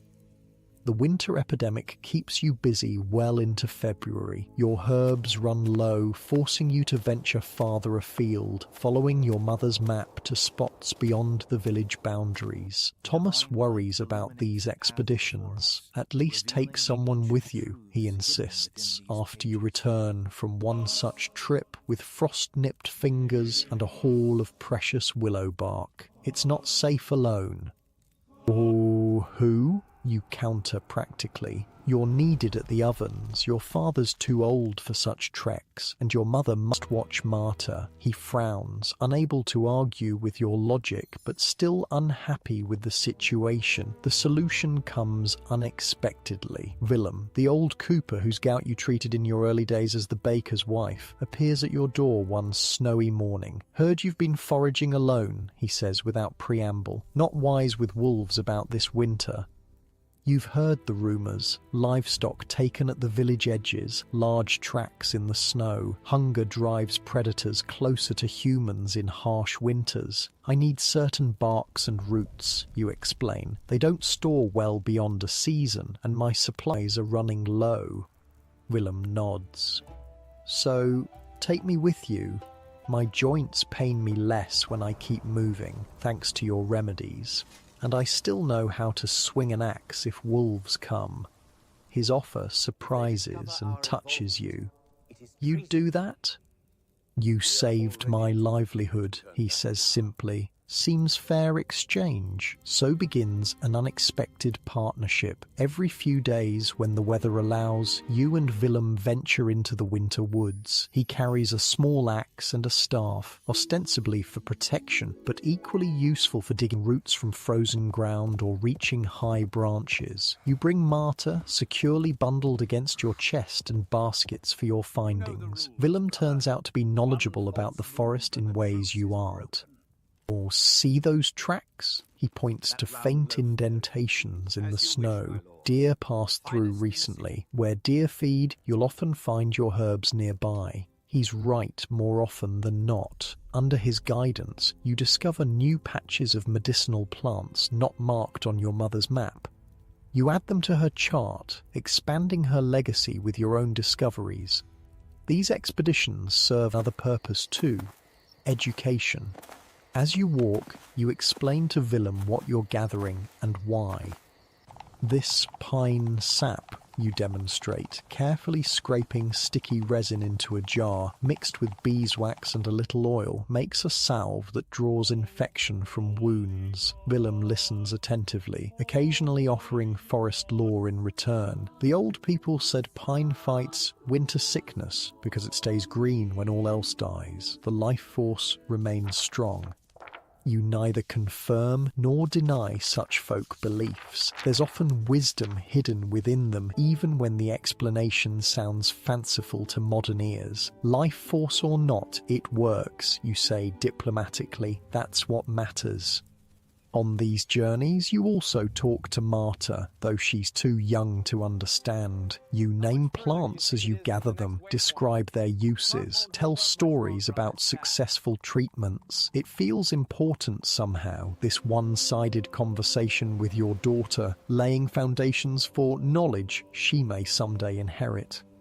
Your grandmother gathered from this very spot, you tell her one day, harvesting elderbark exactly where your mother's map indicated. Now your mother does, and someday perhaps you will too. This sense of continuity, of female knowledge preserved and transmitted across generations, sustains you through the bitter winter days. March brings thaws and new challenges. As snow melts, the first spring illnesses appear. Different from winter's dry coughs and fevers, now come the fluxes, the stomach ailments, infections from cuts sustained during spring planting and building repairs. Your healing work evolves with the seasons. The steam tents and warming syrups give way to cooling teas and poultices for wounds. Your mother's box continues to yield insights. The coloured stones turn out to mark specific treatments for specific ailments when arranged in patterns on her map. Agnes, the midwife, visits occasionally, both to check on Marta's development and to exchange healing knowledge. You've gone well beyond midwifery, she observes one day, watching you prepare a complex tincture for the blacksmith's recurring lung complaint, into a healer's full territory. Is that bad, you ask, carefully counting drops of precious imported clove oil into the mixture. Agnes shrugs. Depends who's watching. The monk who visits from the abbey wouldn't approve. Thinks women should stick to childbirth and leave proper medicine to men. And what do you think? I think, Agnes says deliberately, that healing is healing no matter who does it. But I also think a smart woman is careful who knows the full extent of her skills. You take her warning seriously. When the monk does make his seasonal visit to the village, you make yourself scarce. sending Thomas to buy any supplies from the Abbey's store that you can't gather yourself. Not everyone is as cautious as you, however. Stories reach the village of a woman in a nearby town accused of witchcraft after her healing turned sour. A child she treated died despite her remedies. Though eventually released for lack of evidence, she was publicly whipped and banished from the region. Such tales chill your blood, especially when Thomas repeats what he overheard at the alehouse. Father Gregory was there, he tells you one night, voice low so his parents won't hear across the room. Said the church must be vigilant against women who practice medicine beyond their proper sphere. Was he speaking of me? You ask, throat tight with sudden fear. Thomas shakes his head. Not by name, but he looked at Jacob the tanner when he said it, and everyone knows Jacob's wife brings their boy to you for his breathing troubles. You lie awake that night, Marta, sleeping peacefully beside you, and consider your options. You could stop your healing work entirely, focus solely on being a baker's wife and mother, the safest choice perhaps, but then you remember the blue-lipped children breathing easier after your treatments, the fevered elderly whose temperatures broke with your teas, the countless minor ailments eased because you had knowledge others lacked. No. You won't stop healing, but perhaps you can be more discreet, more careful in who you treat and how visibly. The next day, you speak with your mother-in-law about your concerns. Though never especially warm, she's been a fair ally since Marta's birth. Father Gregory's been listening to that monk from the Abbey, she confirms. Been talking about women overstepping their place, not naming names, but everyone knows who he means. What should I do? You ask bluntly. She considers this, her gnarled hands continuing to knead dough as she thinks.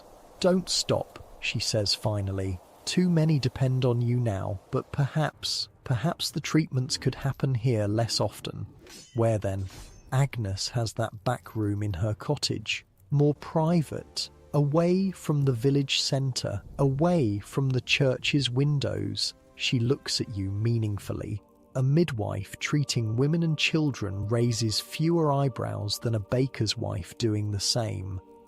It's a sensible suggestion. Agnes, when approached, readily agrees. Been telling you this for months, she says briskly. Better to work together anyway. 4 hands make lighter work than 2. So your practice adapts again. Simple remedies, teas for headaches, salves for minor burns, tonics for monthly complaints. You still provide from home, but more complex cases, particularly anything that might raise suspicion, you treat at Agnes's cottage on the village edge. This arrangement works smoothly as spring advances towards summer. Your reputation continues to grow, but more discreetly now. Agnes provides a respectable front for your expanding knowledge. After all, you're merely assisting an established midwife, not practicing medicine independently. Thomas supports this compromise, though you sense his worry hasn't entirely abated. He's caught between pride in your abilities and fear for your safety. Just promise you'll be careful, he says one night, his hand resting protectively over Marta's sleeping form between you. She needs her mother. I need my wife. The simple declaration touches you deeply. Your marriage, begun as a practical arrangement, has grown into something warmer, something built on mutual respect and shared purpose. I promise, you tell him, and mean it. But careful intentions can't prevent the unexpected. In early summer, as the first real heat arrives, Thomas falls ill. It begins innocuously enough. Fatigue he attributes to long hours at the ovens. A mild cough he blames on flour dust. But when he wakes one morning too weak to rise, his skin burning with fever, you recognize the danger immediately. Not the bakery today, you say firmly, pressing him back when he tries to get up. You're ill. Can't leave father short-handed, he protests weakly, but lacks the strength to resist when you guide him back to the pallet. Your father-in-law is predictably unsympathetic. Summer's our busy time, he grumbles. Harvest workers need extra bread, can't manage the heavy sacks myself. He's your son, you remind him, anger flaring. Would you rather work him to death? The old man scowls but doesn't argue further. Your mother-in-law, more practical, suggests a solution. The chandler's boy is strong and needs work. Hire him for a few days. With the immediate crisis of bakery staffing resolved, you turn your full attention to Thomas. His symptoms worry you. The fever is unusually high, the cough increasingly wet, and red spots have appeared on his chest. You recognize this constellation of symptoms from your mother's materials. One of her pictographs showed a similar pattern, labelled with markings you've come to understand represent danger. I need to consult Agnes, you tell your mother-in-law. Watch him. If his breathing changes or the spots spread, send for me immediately. Agnes confirms your fears when she sees Thomas later that day. Lung fever, she says grimly. The bad kind. 3 in the north end of the village have it already. Your stomach clenches. Will he survive? Agnes doesn't offer false comfort. Some do, some don't. Depends on their strength before falling ill. Thomas is young and well-fed, which favours him, but it's a serious matter. Together, you prepare the strongest remedies you know. Poultices of mustard for his chest. Teas of elder and bone set for the fever. A special syrup from your mother's recipe for the cough. Agnes contributes a rare fungus that grows on birch trees, known to fight the deepest infections.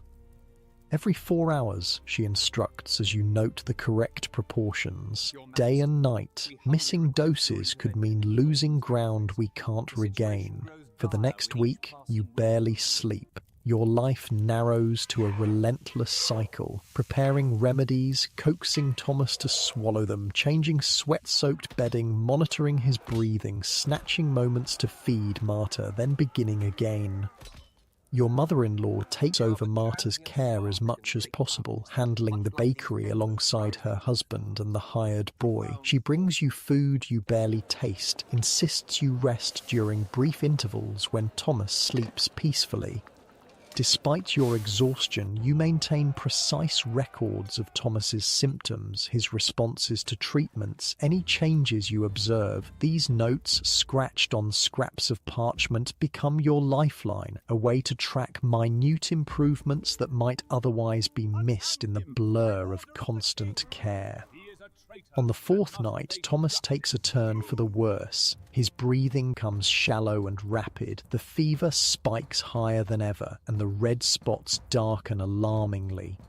He's drowning, Agnes says bluntly when you send for her. His lungs fill with fluid. Panic rises in your throat. What do we do? Agnes hesitates. There is one treatment, dangerous, but he'll surely die without it. She describes a procedure so radical it frightens you, using a hollow needle to drain fluid directly from the lungs. It's a technique she's seen performed only twice, once successfully and once not. The risk, you begin, is great, she finishes, but no greater than doing nothing. You make the hardest decision of your life. Show me how. Agnes describes the process in detail, demonstrating on a crude leather model she creates. You listen with desperate attention, asking questions, committing every step to memory. The needle must be sterilized in fire and wine, she emphasizes, and you must be absolutely certain of the location before you pierce. When preparations are complete, you explain the procedure to your in-laws as gently as possible. Your father-in-law turns ashen and walks out. Your mother-in-law stays, her face set in grim determination. Do what you must, she says simply. Save my son. The procedure itself passes in a blur of focused terror. You find the spot Agnes described, between specific ribs where percussion produces a dull sound rather than resonance. You sterilize the hollow needle, say a silent prayer to whatever powers might be listening, and push it carefully through skin and muscle. When cloudy fluid begins to drain, you nearly weep with relief. You've found the right spot. Now comes the waiting, monitoring the flow, watching Thomas's colour, ready to withdraw the needle at the first sign of complications. By dawn, you've drained a significant amount of fluid, and Thomas's breathing has eased noticeably. The fever persists, but seems less intense. For the first time in days, he opens his eyes and seems to truly see you. "What happened?" he asks, voice barely a whisper. "You've been very ill," you tell him, smoothing his sweat-damp hair, "but you're improving now." He drifts back to sleep, but it's a healing sleep this time, not the restless unconsciousness of severe fever. Agnes returns mid-morning, examines Thomas, and nods with cautious approval. "Well done," she says quietly. "I wasn't sure you'd manage it." "Neither was I," you admit. "But there was no choice." She gives you a long look. "Remember that feeling. No healer can save everyone, but we're obligated to try everything possible for those under our care." She pauses. "That's what separates us from witches. Whatever the priests may say, we work with God's natural order, not against it."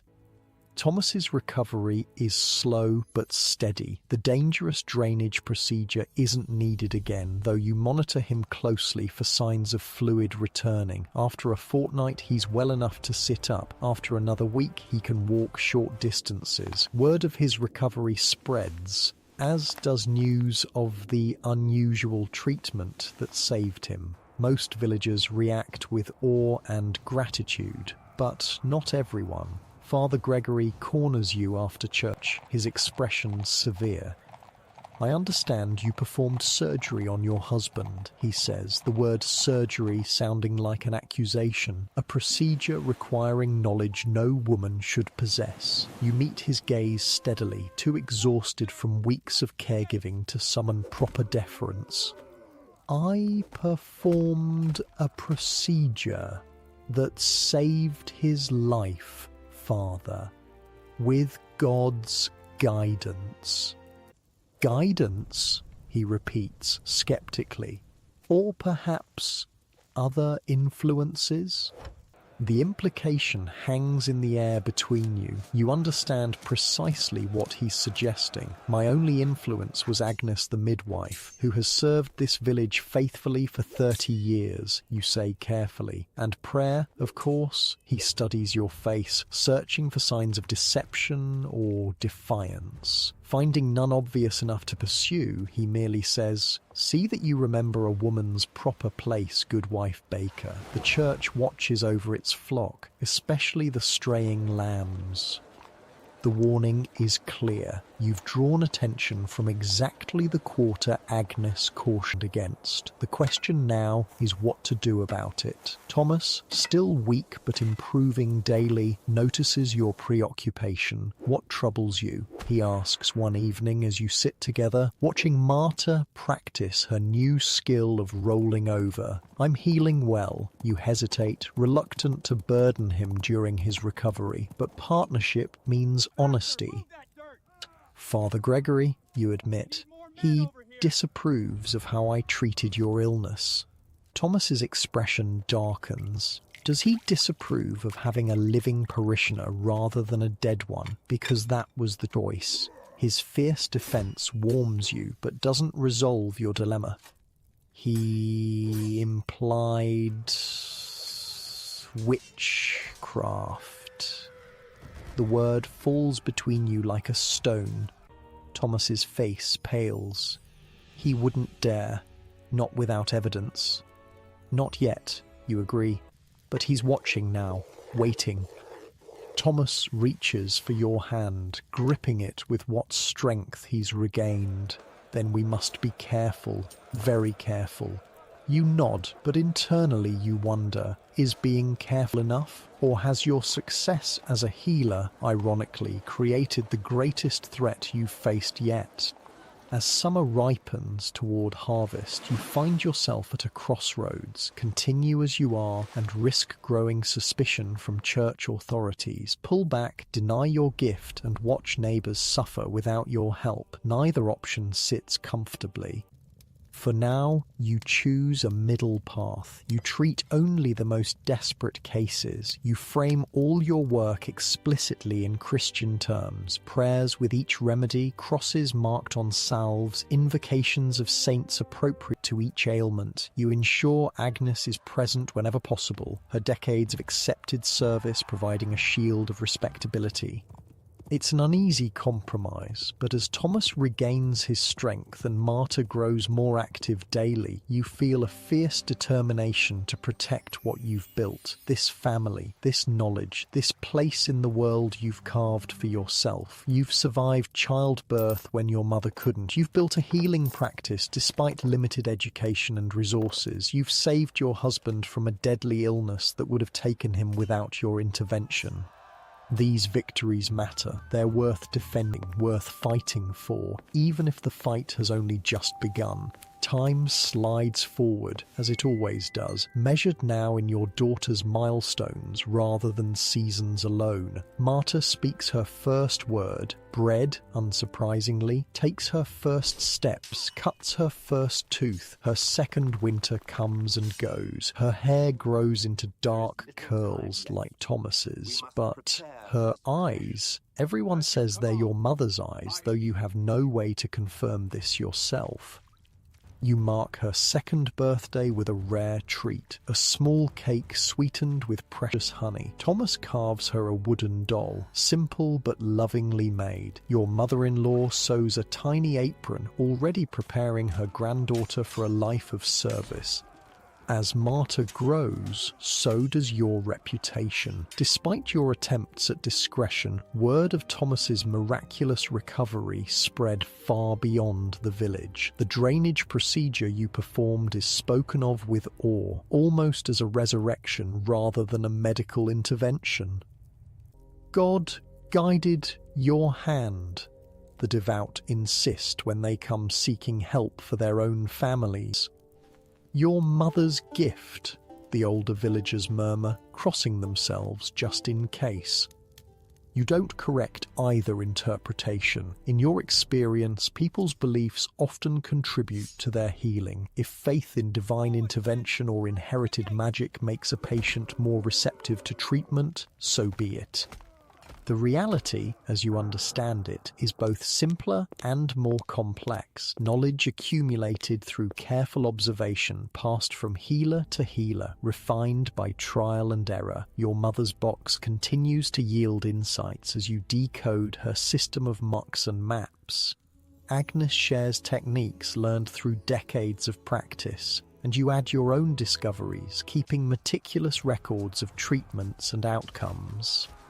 Your little family prospers, though not extravagantly. Payment for your remedies remains mostly in goods rather than coin. A length of fine wool, a chicken for the pot, services like roof repairs or new shoes for Marta. Thomas's bakery work provides daily bread and basic necessities. Between the two incomes, you live better than most in the village. This relative comfort brings its own complications. Envy simmers among some neighbours, particularly those who view your healing as somehow improper. Comments reach your ears through well-meaning friends. Unnatural. How well they live with just a baker's wages. The child never sickens, even when fever takes half the village children. Strange herbs hanging in their rafters. Foreign things no one can name. Agnes warns you about these whispers during one of your regular sessions at her cottage. People fear what they don't understand, she says, showing you how to set a dislocated joint using a cloth dummy she's made. And nothing's less understood than a woman who knows her own mind. I'm hardly the only woman with opinions in the village, you argue, practicing the quick motion that pops the joint back into place. Agnes snorts. Opinions are one thing. Knowledge is another, especially knowledge that works when the priest's prayers and the monk's tinctures fail. She eyes you critically. You saved too many during the spring flux, made it look too easy. The observation startles you.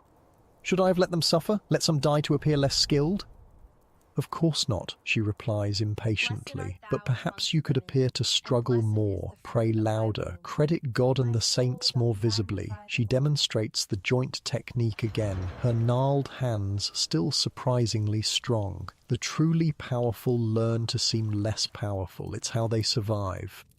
You take her advice to heart, adjusting your public approach if not your private methods. You speak more of divine guidance, less of specific remedies. You recommend prayer alongside treatment. You express appropriate humility when patients recover, appropriate sorrow when they don't. It helps, but doesn't entirely resolve the undercurrent of suspicion. Father Gregory still watches you during church services, his gaze cold and assessing. The visiting monk asks pointed questions about your remedies when he comes through the village quarterly. Merely simple women's treatments, you tell him modestly. Things my mother-in-law taught me. Your actual mother-in-law, present for this exchange, plays along perfectly. Just herbs for common ailments, brother. Nothing fancy. The monk seems unconvinced,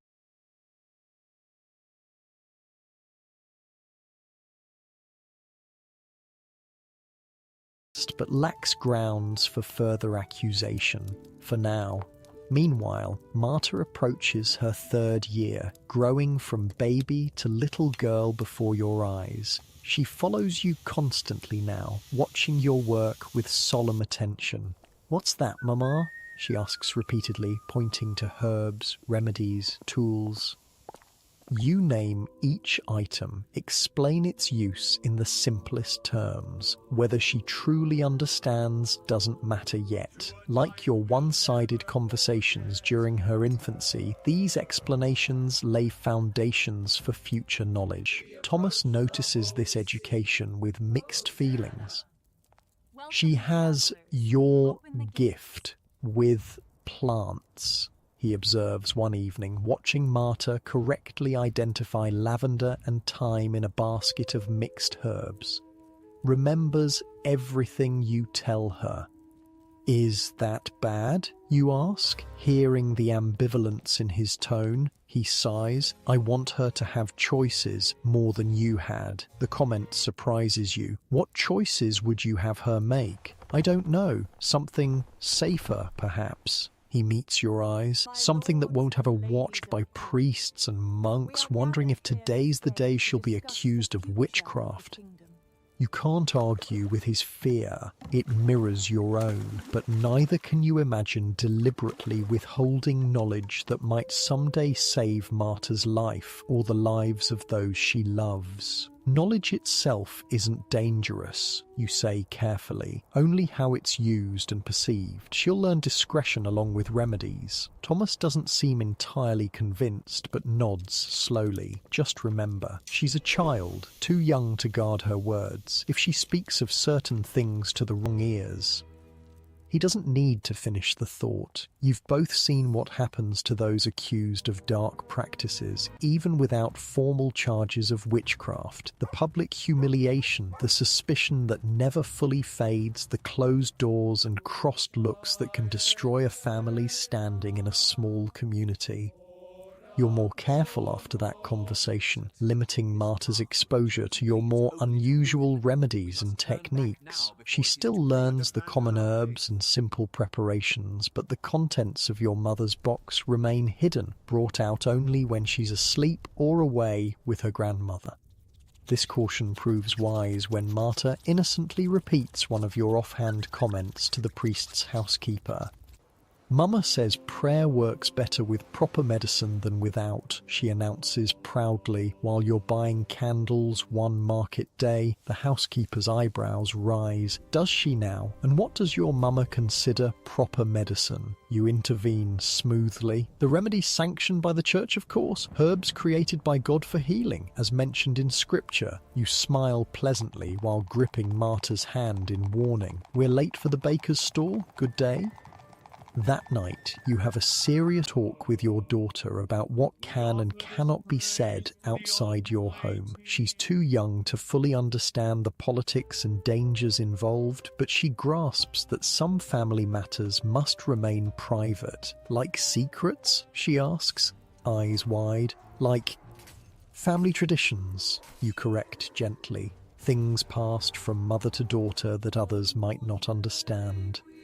Whether the distinction means anything to her 3-year-old mind is questionable, but she nods solemnly. I won't tell Father Gregory about the special herbs anymore. Your heart freezes. What special herbs, love? When did you speak to Father Gregory? She shrugs with a child's casual disregard for adult concerns. When you were helping old Martha with her cough, he asked what you were giving her.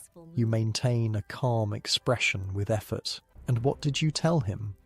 That it was the red jar, the one that smells like Christmas. Relief floods you. She means the pine and cinnamon syrup. Nothing unusual or suspicious there. Still, the incident reinforces the need for caution. The priest is actively questioning your child about your treatments. The thought chills you to the bone. Thomas is furious when you tell him that night. He had no right questioning a child behind her mother's back. Keep your voice down, you caution, glancing at Marta's sleeping form and your in-laws in the far corner. Nothing came of it this time, but we must be more careful. Perhaps you should stop, Thomas says, voice dropping to a whisper, just for a while, until suspicion eases. You shake your head. I can't. Not now. You place his hand on your abdomen, still flat but harbouring a secret you've been certain of 2 weeks now. His eyes widen in understanding. Another child? You nod. Due in winter, I need my remedies more than ever to ensure a safe delivery. Thomas's expression cycles through shock, joy, and renewed fear. All the more reason to avoid attention, to focus on family matters. I'll be careful, you promise, but I won't stop helping people who need me, especially not now. You don't elaborate, but Thomas understands. Another pregnancy means renewed risk of your mother's fate, death in childbirth. The remedies and knowledge you've accumulated are your best defense against that outcome. The pregnancy progresses without complication through summer and into autumn. Unlike with Marta, you're able to continue most normal activities, working in the bakery, treating patients, now mostly at Agnes's cottage, caring for your increasingly independent daughter. Agnes monitors you closely, approving of the preventative teas you drink daily and the careful records you keep of your body's changes.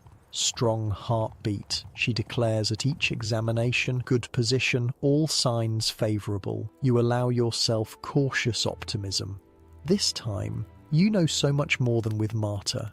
This time, you're prepared for complications.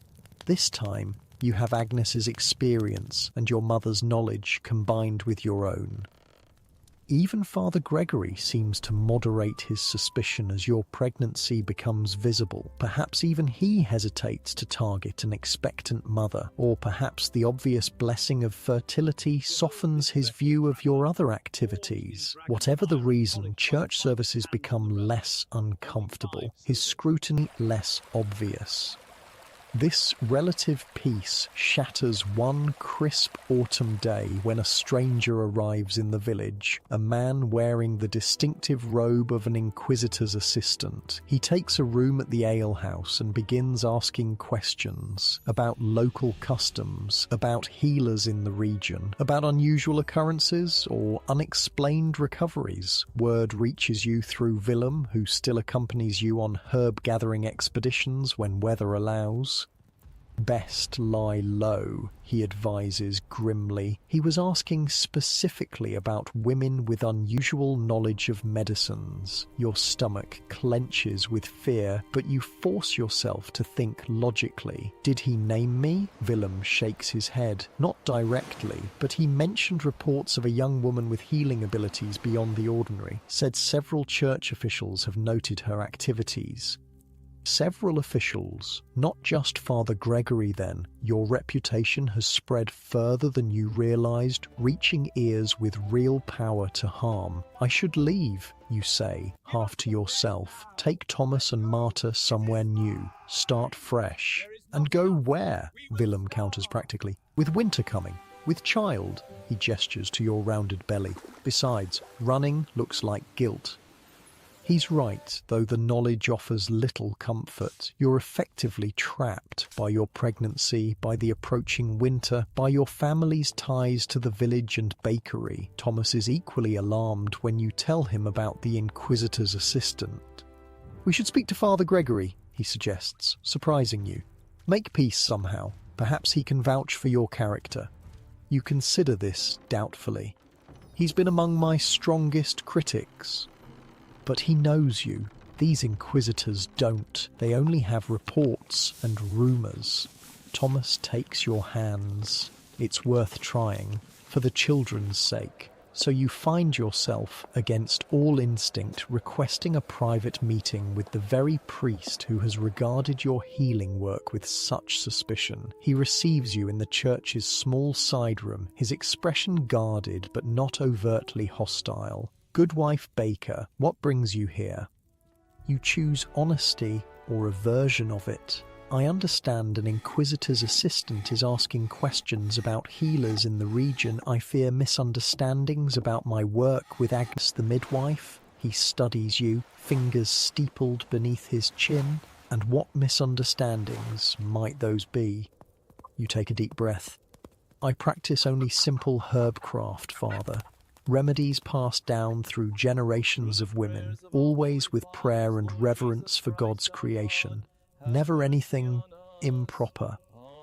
Improper, he repeats. An interesting choice of word, not magical or forbidden. I wouldn't know what constitutes magical remedies, you say carefully. I use only plants and preparations Agnes has approved, many of which are used by the Abbey's own healers. This is not entirely true. Your mother's box contains several remedies you've never shared with Agnes, but close enough to be defensible. Father Gregory regards you silently for a long moment. You performed surgery on your husband, a procedure requiring knowledge of human anatomy few women possess. Agnes guided me, you reply. She has attended countless births and deaths. Such experience teaches much about the body's workings. Another partial truth. Agnes had described the procedure, but you had performed it with a confidence that surprised you both, as if your hands remembered skills your mind had never learned. And the child who was drowning in his own lungs, the carpenter's son, I understand you performed the same procedure on him last month. Your heart sinks. You'd hoped that incident hadn't reached his ears. The boy had been near death, his parents desperate. You'd had no choice. His parents requested it, you say, which is true, after seeing how it saved Thomas. Indeed, the priest leans forward. Let me speak plainly, Goodwife Baker. Your activities have drawn attention far beyond this village. The Archbishop himself has received reports of a woman practicing medicine beyond her station, performing procedures that border on the unnatural. Your mouth goes dry, the Archbishop. This is far more serious than you'd feared. I've done nothing wrong, you insist. I've helped where I could, eased suffering when possible. Is this not Christ's teaching? Christ healed through divine power, Father Gregory counters, not through knives and unknown herbs. You bite back a reminder that Christ's apostle Luke was himself a physician. This is not the time for theological debate. What would you have me do? You ask simply. He seems almost surprised by the direct question. After a moment, he sighs. Confess to overstepping your proper role. Do public penance. Swear to limit yourself to women's complaints and children's minor ailments henceforth. Leave serious cases to the monk physicians or God's will. The terms are both better and worse than you expected. No formal accusation of witchcraft, but effective prohibition of your most important work.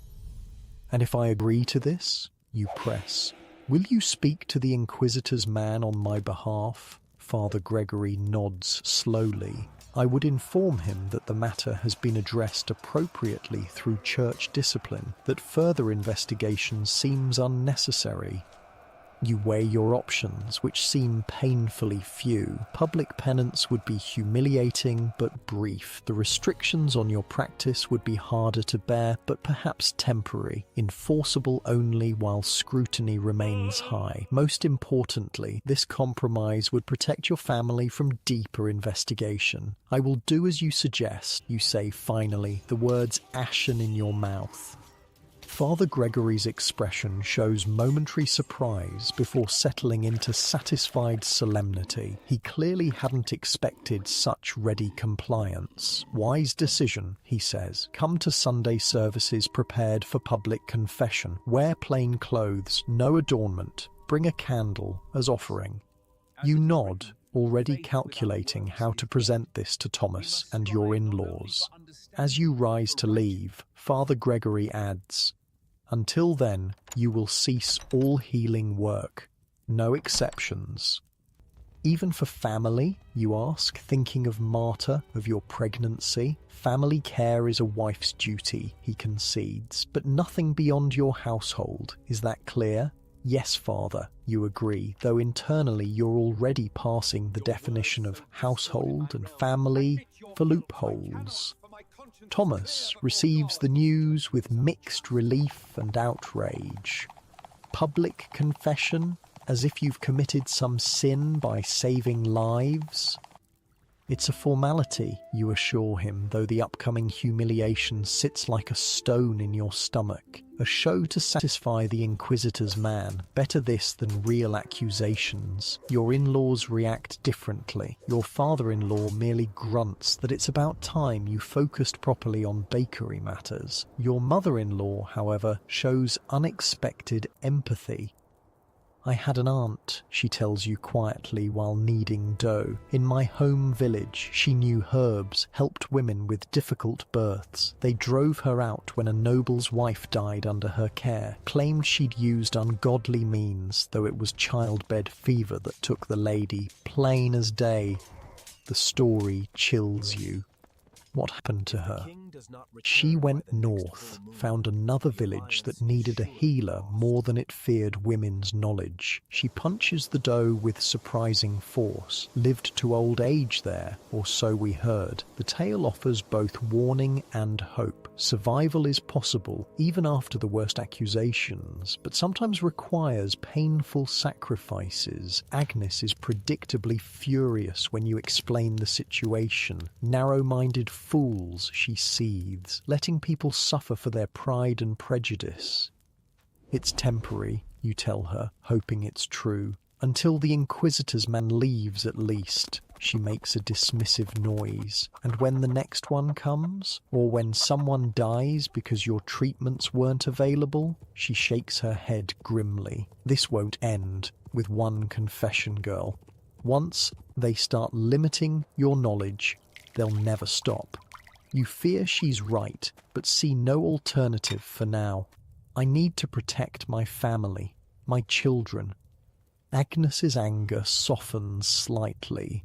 I understand, but remember, knowledge preserved is itself a form of resistance. Keep learning, keep recording, even if you can't practice openly now. This becomes your compromise with conscience, outward compliance while maintaining your skills in secret.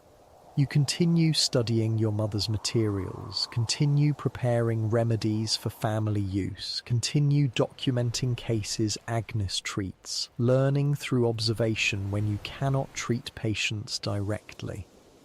Sunday arrives too quickly. You dress plainly as instructed, your pregnant belly prominent beneath the simple gown. Marta, confused by the solemn atmosphere, clings to Thomas's hand as you approach the church. Neighbours watch with expressions ranging from sympathy to vindication. Word has spread about what's to come.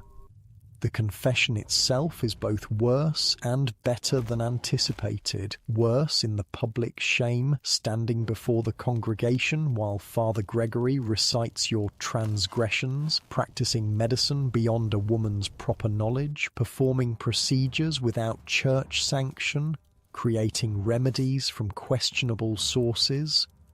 Better in that the priest doesn't mention witchcraft explicitly, frames your actions as pride and overreaching rather than heresy. The penance assigned is relatively light: prayers, fasting on Fridays, a donation to the church poor box. Most importantly, the inquisitor's assistant observes but doesn't intervene, seemingly satisfied with this ecclesiastical handling of the matter.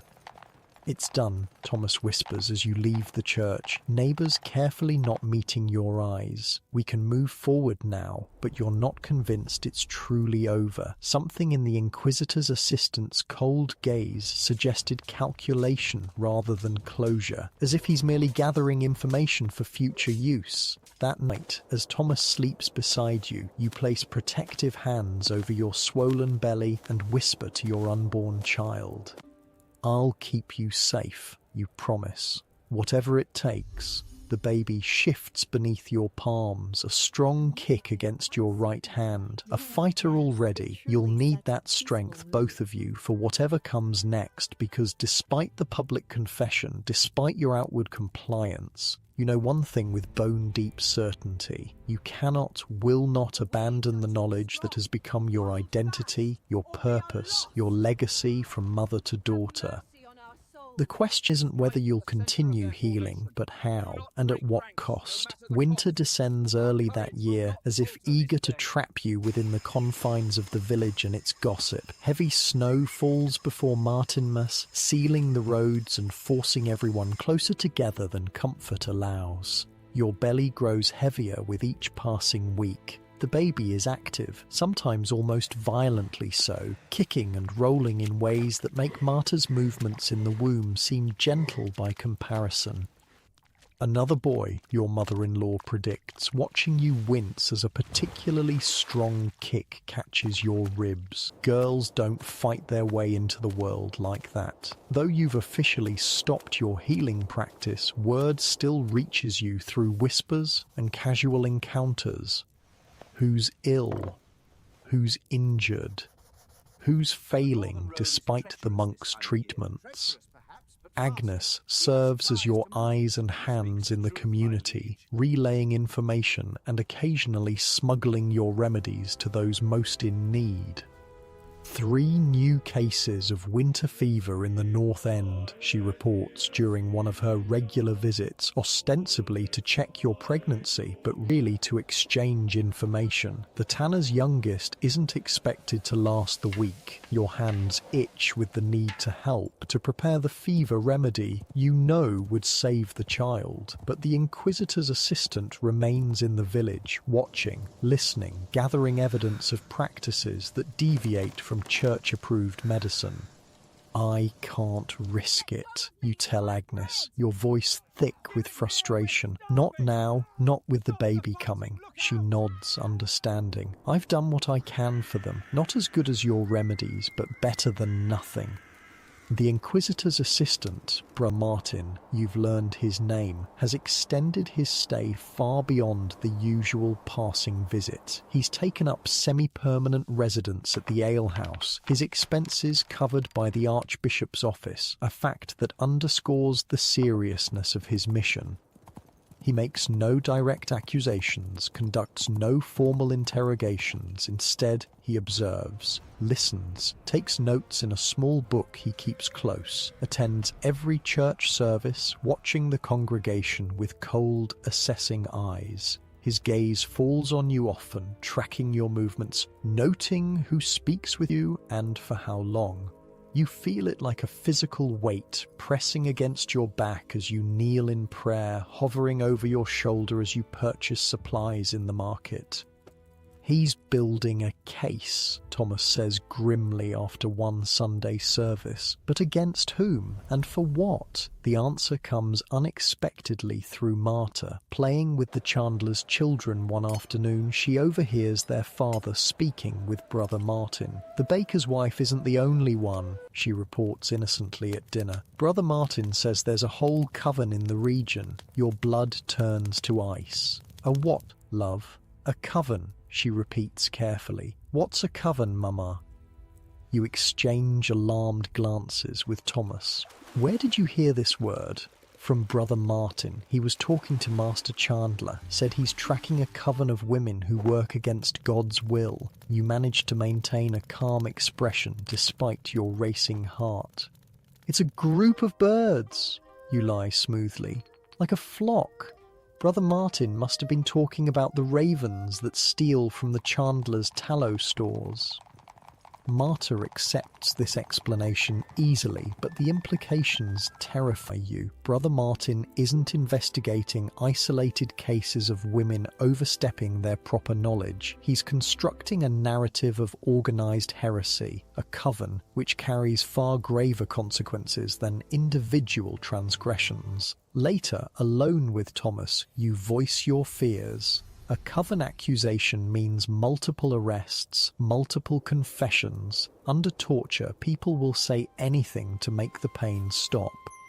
Thomas paces the small room, face drawn with worry. We should leave, now, before the snows make it impossible. And go where, you ask, echoing Willem's practical question from weeks ago. With me ready to deliver any day? With your parents dependent on the bakery income?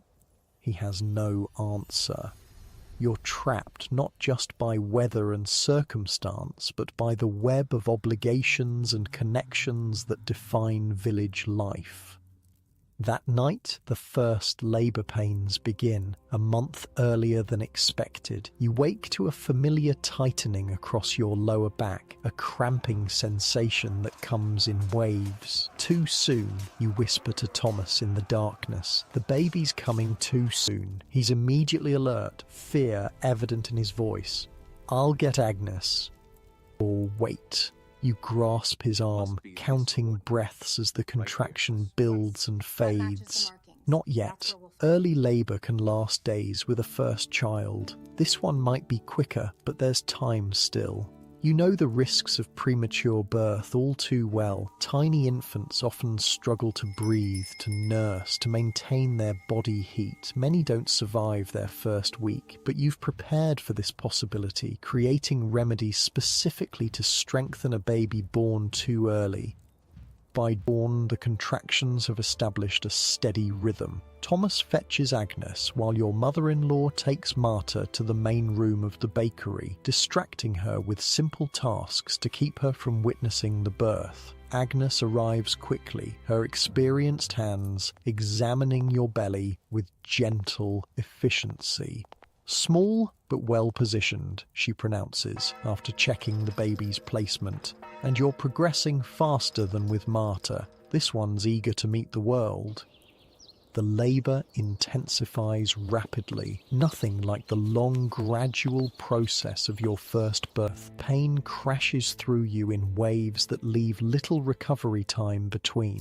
This is normal for second babies, Agnes assures you, though her furrowed brow suggests concern. The body remembers the path. You try to focus on her words, on the techniques she taught you for managing pain, but this labor feels different, fiercer, more urgent.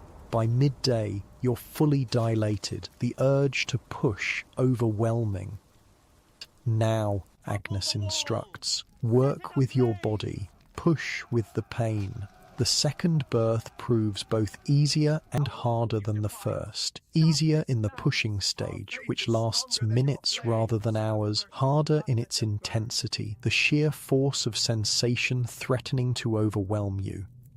With a final guttural cry that you barely recognize as your own voice, you feel the baby slip from your body into Agnes's waiting hands. A thin,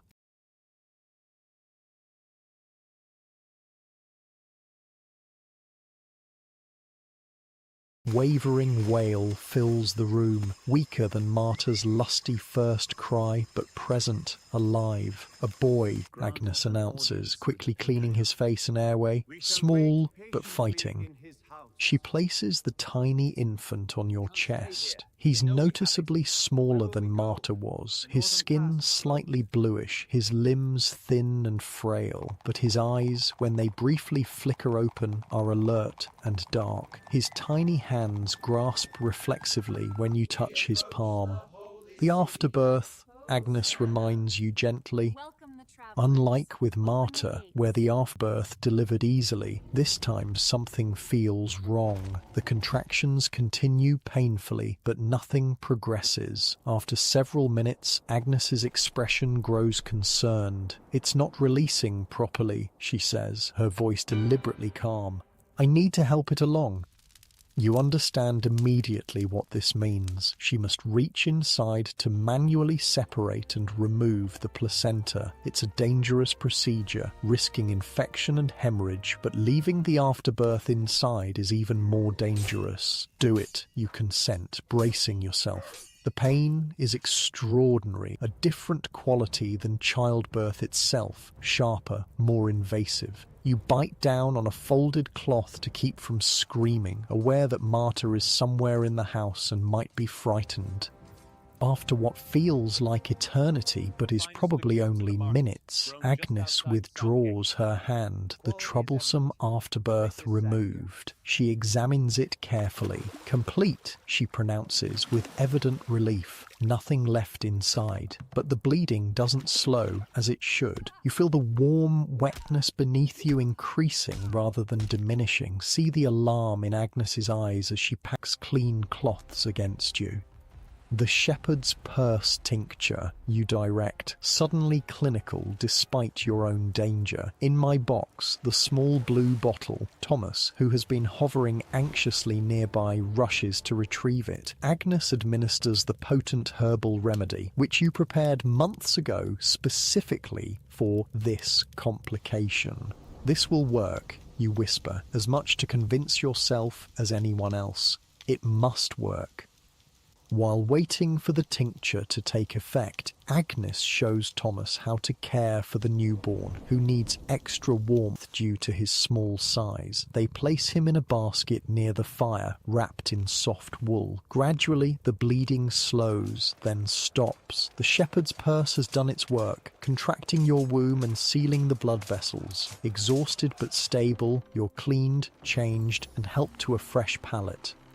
"You need to name him soon," Agnes advises, a touch of superstition in her practical voice. Early babies need naming right away, helps them stay in this world. Thomas brings your son to you, the tiny bundle dwarfed in his baker's hands. "What shall we call him?" You look down at the small, determined face. Despite his size, there's a fighter's spirit evident in his features. "John," you decide, "after your father." Your father-in-law, informed of his namesake, shows the first real emotion you've ever witnessed from him, eyes suspiciously bright as he gruffly approves the choice. The birth of a son, especially one named for his grandfather, temporarily eclipses the village's suspicions. Neighbours who have avoided you since your public confession bring small gifts for the baby. A knitted cap, a tiny wooden toy, a special herb for colic tied with blue ribbon. Brother Martin even offers congratulations after Sunday services, though his eyes remain calculating as they take in your weakened state, the small bundle in your arms. God has blessed you despite your transgressions, he observes, his tone making the blessing sound more like a threat. A male child is a sign of divine favor. You murmur appropriate thanks, clutching John closer, acutely aware of how vulnerable both of you are in this moment.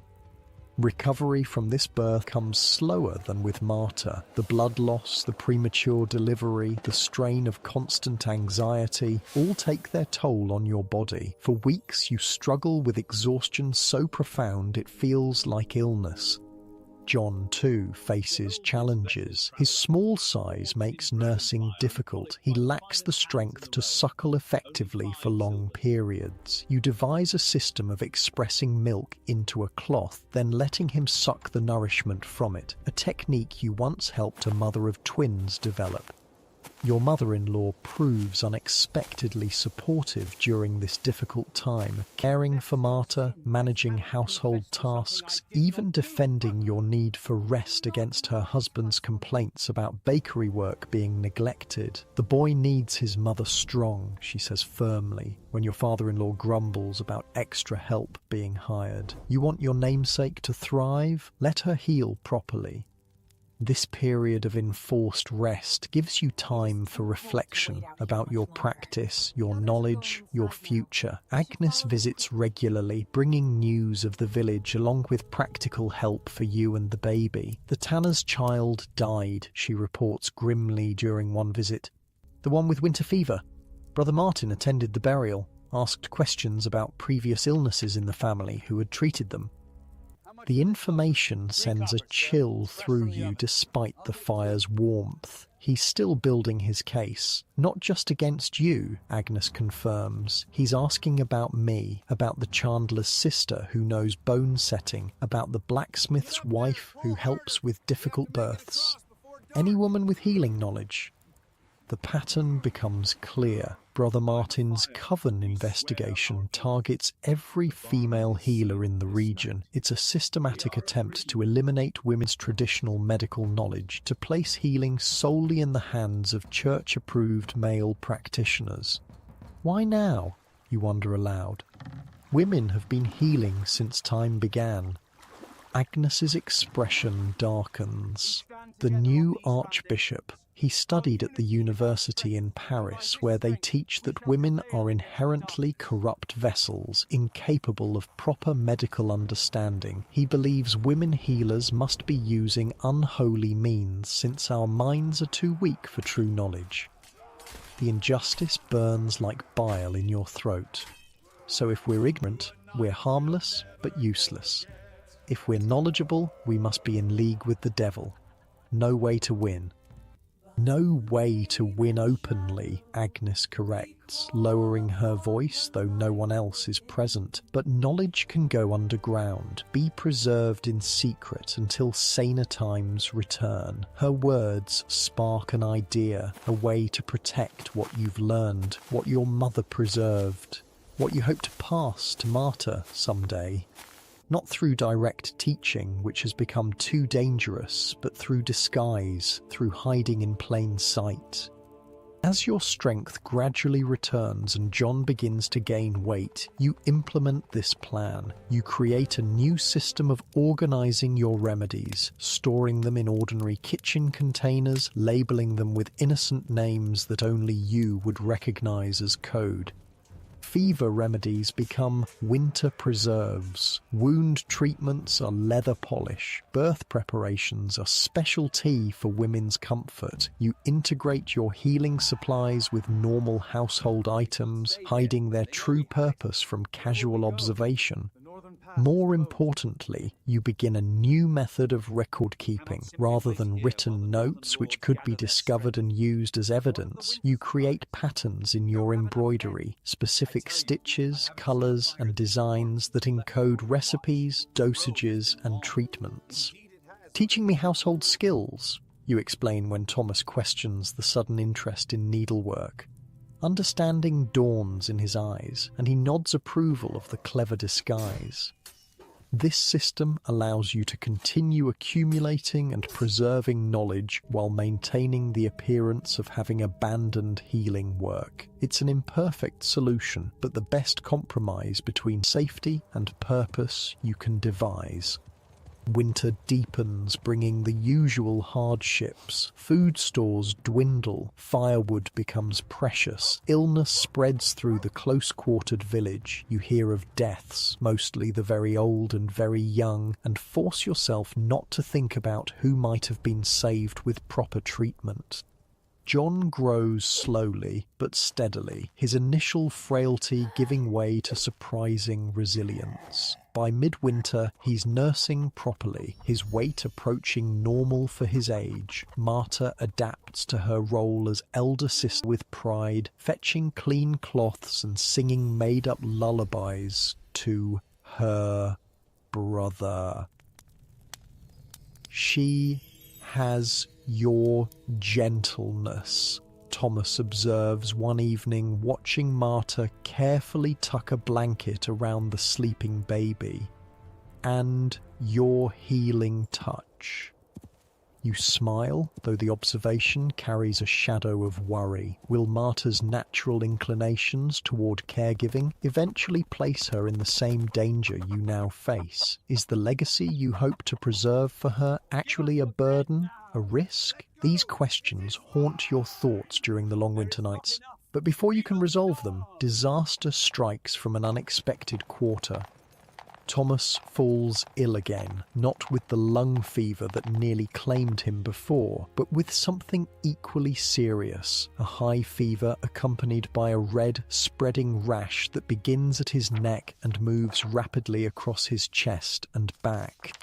You recognize the symptoms immediately from your mother's pictographs. St. Anthony's fire, a dangerous condition that can lead to madness and death if untreated. The monastery's standard treatment, bleeding and cold water applications, often does more harm than good. Your mother's box contains a specific remedy, a tincture made from a particular fungus that grows on rye. Used properly, in careful doses, it can calm the fire in the blood. Used improperly, it's deadly poison. This presents an impossible choice. Treat Thomas secretly, risking accusation if discovered, or watch him suffer, possibly die under the monk's inadequate care. Help him, your mother-in-law urges when the monk leaves after his first visit, having done nothing but offer prayers and order fasting. I know you can. I've seen your remedies work before. If I'm caught, you begin. If he dies, what difference will it make? She counters with brutal practicality. Save my son, whatever the risk. Against all prudence, you retrieve the hidden remedy from its disguised container. The dosage must be precise, enough to treat the inflammation without causing worse symptoms. You measure with shaking hands, diluting the tincture carefully before administering it in spoonfuls of broth. What is it? Thomas asks weakly, lucid enough to recognize the distinctive taste beneath the soup's flavor. Medicine, you answer simply. It will help. He doesn't question further, trusting you completely despite the danger your treatment represents. This trust is both gift and burden. The faith that you can save him, the responsibility if you fail. For 3 days you maintain the careful regimen, hiding evidence whenever the monk returns to check Thomas's condition. The rash gradually recedes, the fever lowers. By the 4th day, Thomas can sit up, take solid food, speak coherently for extended periods. The monk attributes the recovery to his prayers and Thomas's fasting. Your mother-in-law keeps her own counsel, but her knowing looks speak volumes. Your father-in-law merely grunts that it's about time Thomas returned to work, the bakery's suffering in his absence. Just as you begin to believe the crisis has passed without discovery, catastrophe arrives at your door in the form of Brother Martin, accompanied by Father Gregory and 2 unfamiliar men. Thomas Baker, Brother Martin announces formally, "We must speak with you regarding your recovery." Your blood freezes. Thomas, still weak from his illness, stands unsteadily, placing himself between the visitors and your family. "What about it?" he asks, voice hoarse but firm. Brother Martin's cold eyes shift to you momentarily before returning to Thomas. "Several witnesses report unusual activities during your illness, substances administered that the treating monk did not prescribe. We have reason to believe ungodly methods were employed in your cure." "What witnesses?" Thomas demands. "What ungodly methods? I was treated with prayer and fasting as the monk ordered." "And nothing else?" Father Gregory presses. "No special remedies? No treatments from your wife?" The trap is laid perfectly. If Thomas lies and is later contradicted by witnesses, he becomes complicit in heretical practices. If he admits to your treatment, you face immediate arrest. Before Thomas can answer, your mother-in-law steps forward, her expression serene despite the danger. "I treated my son," she announces clearly, "with an old family remedy my mother taught me for such rashes, a poultice of common herbs, nothing exotic, nothing forbidden. Ask anyone in our home village. It's a treatment handed down through generations." Brother Martin's eyes narrow skeptically. "You? Not your daughter-in-law with her known history of improper medical practice?" "My daughter-in-law was occupied with her newborn and young daughter," your mother-in-law replies smoothly. "She had neither time nor strength for nursing duties. I tended my son myself." The room falls silent as Brother Martin weighs this testimony. Father Gregory's expression suggests he doesn't fully believe it, but has no immediate evidence to contradict it. The two strangers, Inquisitor's guards you realize belatedly, watch impassively, hands resting on weapon hilts. "We shall investigate this claim," Brother Martin says finally. "If it proves false," he lets the threat hang unfinished. After they depart, Thomas turns to his mother with a mixture of gratitude and fear. "Mother, why? Now they'll investigate you instead." She shrugs with remarkable calm for a woman who has just placed herself in grave danger. "They can investigate all they like. Half the old women in my birth village used that remedy. None were ever accused of witchcraft for it." She meets your eyes meaningfully. "It's when young women show too much knowledge that suspicions arise. Age has some advantages. They expect old women to have picked up a few remedies over the years." Her strategy is clever but dangerous. Brother Martin seems unlikely to abandon his pursuit easily, regardless of who claims responsibility for the treatment. That night, as the household finally sleeps after the day's tensions, you carefully examine your options. Stay and face almost certain accusation eventually, as Brother Martin's investigation continues. Or flee, alone or with your family, into the winter landscape with 2 young children and limited resources. Neither choice promises safety. Both carry terrible risks. But as you look at your sleeping children, at Thomas's still recovering form, you know you cannot risk them all for your own freedom to practice healing. Some sacrifices are too great, even for knowledge worth preserving. Your decision crystallizes with painful clarity. You must leave alone, drawing the investigation away from your family. Taking just your mother's box and essential knowledge, you'll seek refuge elsewhere while ensuring your family appears innocent of any collaboration. It's the only way to protect what matters most. The question is when and how to implement this desperate plan, and whether anyone else must pay the price for your determination to preserve your mother's legacy of healing. You wait 3 days, 3 agonizing days of watching your children, memorizing their faces, breathing in their scents. 3 days of exchanging meaningful glances with Thomas, who senses something in your manner but can't quite identify what's changed. 3 days of discreetly gathering what little you can take, your mother's box, a small pouch of dried herbs, the tiny carving your mother-in-law says belonged to your birth mother. The opportunity comes on market day. The bakery is busy, everyone distracted. You've nursed John one final time, knowing your absence will force weaning sooner than intended. The guilt is crushing, but you remind yourself that many infants survive on goat's milk or wet nurses.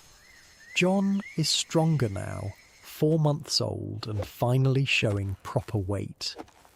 I need to gather some household herbs, you tell your mother-in-law casually. Just common things. Mint for cooking, chamomile for sleep. I won't go far. She gives you a long look, her worn face unreadable. Take your heavy cloak, she says finally. The wind has teeth today. You wonder if she suspects, if some maternal instinct warns her that your ordinary words mask extraordinary intent. But she says nothing more, turning back to the bread dough with practiced movements. You kiss Marta goodbye, telling her to be good for grandmother while you're at the market. She nods solemnly, already helping to knead a small lump of dough, her serious expression so like Thomas's that your heart constricts painfully. John sleeps in his basket near the oven's warmth. You bend to press your lips to his forehead one last time, inhaling his sweet milk and bread scent. He stirs slightly, but doesn't wake, tiny hands flexing in dreams. I'll be back before dark, you say aloud, the first direct lie you've ever told your family. The weight of it sits heavy in your chest as you pull your cloak tight and step outside. The winter day is cold but clear, unusual for the season. You take it as a good sign. At least you won't be fighting snow or rain. Your pack is light, containing only essentials. You wear every piece of warm clothing you own, layers creating bulk that hides your true thinness after childbirth and nursing. You move through the village openly at first, nodding to neighbours, stopping briefly at stalls as if truly marketing. Only when you reach the edge of the settlement do you deviate from expected paths, cutting through the blacksmith's empty paddock toward the northern forest. Willem knows this part of your plan. 3 days ago, you confided in him, knowing you needed at least one ally outside your family. Too dangerous to stay, too dangerous to bring them, he agreed grimly after hearing your reasoning. Where will you go? Better you don't know, you told him, in case they question you. He nodded, understanding. I'll leave supplies at the Hollow Oak. Food, flint, a knife. Not much, but something to start with. Now you head for this predetermined spot, the ancient oak with its partially hollow trunk that you've used before as a landmark when gathering herbs. The tree stands sentinel at the forest edge, bare branches stark against the winter sky. The small bundle is there as promised, wrapped in oiled cloth to keep dampness out, tucked into the hollow where only someone who knew to look would find it. You add it to your meagre possessions, send a silent thanks to Willem, and plunge deeper into the forest. You have no clear destination, only a direction, north and east, toward the larger towns where anonymity might offer some protection. Your mother's map shows herb locations across a surprisingly wide region, suggesting she travelled extensively in her healing work. You'll follow these markings as both practical guide and symbolic connection to her path. The first day passes in determined walking. You avoid roads, keeping to game trails and natural clearings where possible. By nightfall, you've covered perhaps 6 or 7 miles, not far enough to feel safe, but the best you can manage in winter conditions while still recovering from childbirth. You make camp in a dense thicket, gathering fallen branches to create a small lean-to against a large boulder. The fire you build is tiny, just enough to warm your hands and heat a small amount of water for tea. Willem's provisions, hard bread, dried meat, a small skin of ale, serve as your first meal of exile. Sleep comes fitfully, interrupted by every forest sound and more painfully by your breast's fullness. Your body doesn't understand why your baby no longer nurses. The discomfort is both physical and soul deep, your body literally weeping for your lost children. Dawn brings no relief, only the grim necessity of continuing. You bind your painfully engorged breasts tightly with cloth strips, knowing the milk will eventually dry up, but dreading the process. After a small breakfast from your provisions, you dismantle all evidence of your camp and resume walking. The second day is harder than the first. Your muscles protest the unaccustomed exertion. The emotional shock of what you've done hits fully, bringing waves of doubt, guilt, and grief that sometimes stop you mid-stride, gasping with their intensity. Have you made a terrible mistake? Would it have been better to stay, to face whatever accusations came, rather than abandon your family? Will Thomas forgive you once he realizes you've gone? Will your children remember you, or will you become just a vague shadow in their memories? These questions torture you as you push onward, each step carrying you further from everything you love toward an uncertain future. By the second night, exhaustion at least grants you deep sleep, though your dreams are haunted by Marta's voice calling for you. On the third day, you reach a broader trail that shows signs of recent travel. Cart tracks, horse droppings, footprints in the muddy patches. Following it cautiously brings you by afternoon to a small hamlet, just a cluster of houses around a mill, too small to have its own church or market. You approach carefully, aware that strangers are always viewed with suspicion, especially women traveling alone. Your story is prepared. You're a widow journeying to join relatives after your husband's death, a simple tale that explains your solitary state without inviting too many questions. The mill's wife, a robust woman with flour perpetually dusting her clothes, regards you with initial wariness that softens slightly at your appropriately humble demeanor.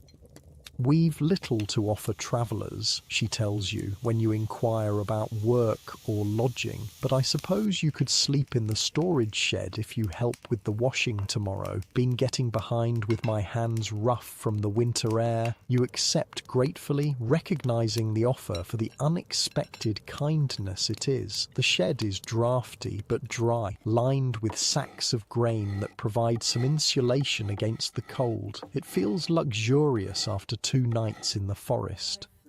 The next morning, you prove your worth by efficiently tackling the Mill family's substantial laundry pile. Your hands crack and bleed in the harsh lye soap and cold water, but you welcome even this discomfort as distraction from your thoughts. When you apply a simple salve from your herb pouch to your damaged hands, the miller's wife notices. "That smells soothing," she remarks. "What is it?" You freeze momentarily, remembering too late the danger of revealing any healing knowledge. "Just comfrey and beeswax," you answer carefully. "My mother taught me for chapped skin." She nods. "Works well. My hands are the same. Might you spare a bit?" The request is reasonable, the situation seemingly innocent, but alarm bells ring in your mind. This is how it begins. A simple remedy shared, words spreading of your knowledge, questions following about what else you might know. "I've only a small amount," you hedge. "Barely enough for my journey." Her expression cools noticeably. "As you wish." You've failed some unspoken test of neighbourly generosity, but better that than risk revealing too much of your abilities. You finish the laundry in awkward silence, accept the promised meal and night's shelter, but resolve to move on at first light.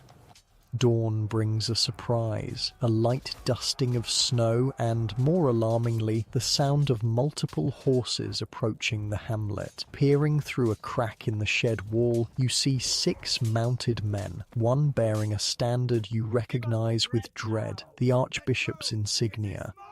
They stop at the mill house. Though you can't hear the conversation, the gestures are clear enough. Questions being asked, descriptions given. Your heart pounds painfully as you realize what's happening. They're searching for you, and much sooner than you expected. You slip out the shed's back wall, where a loose board creates a narrow gap, abandoning the relative comfort of human shelter for the forest's dangerous embrace. There's no time to thank the miller's wife or offer explanation for your abrupt departure. You can only hope she won't suffer for having sheltered you, however briefly.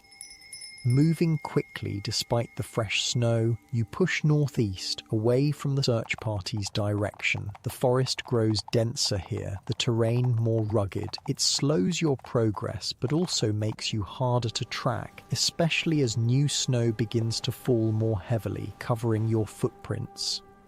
For 3 more days, you travel like this, pushing your body to its limits, sleeping in whatever shelter you can find or create, rationing your dwindling supplies with increasing strictness. The inhabited places you most hope to reach now represent danger rather than safety.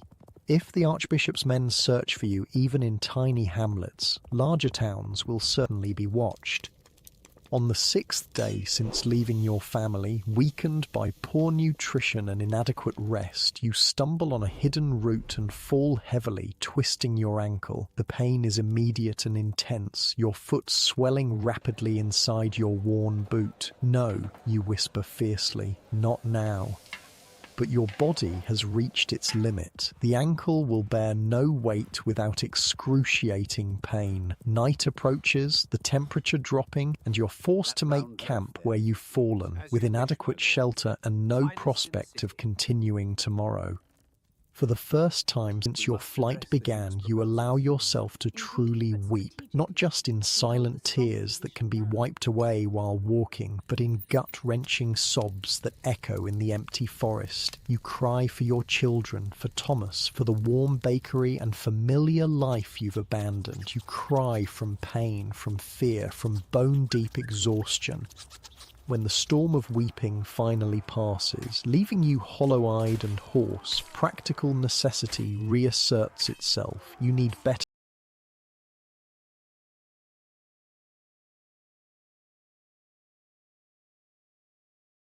shelter, fire, a way to treat your injury. Using a fallen branch as a makeshift crutch, you manage to gather materials for a more substantial lean-to than your previous hasty constructions.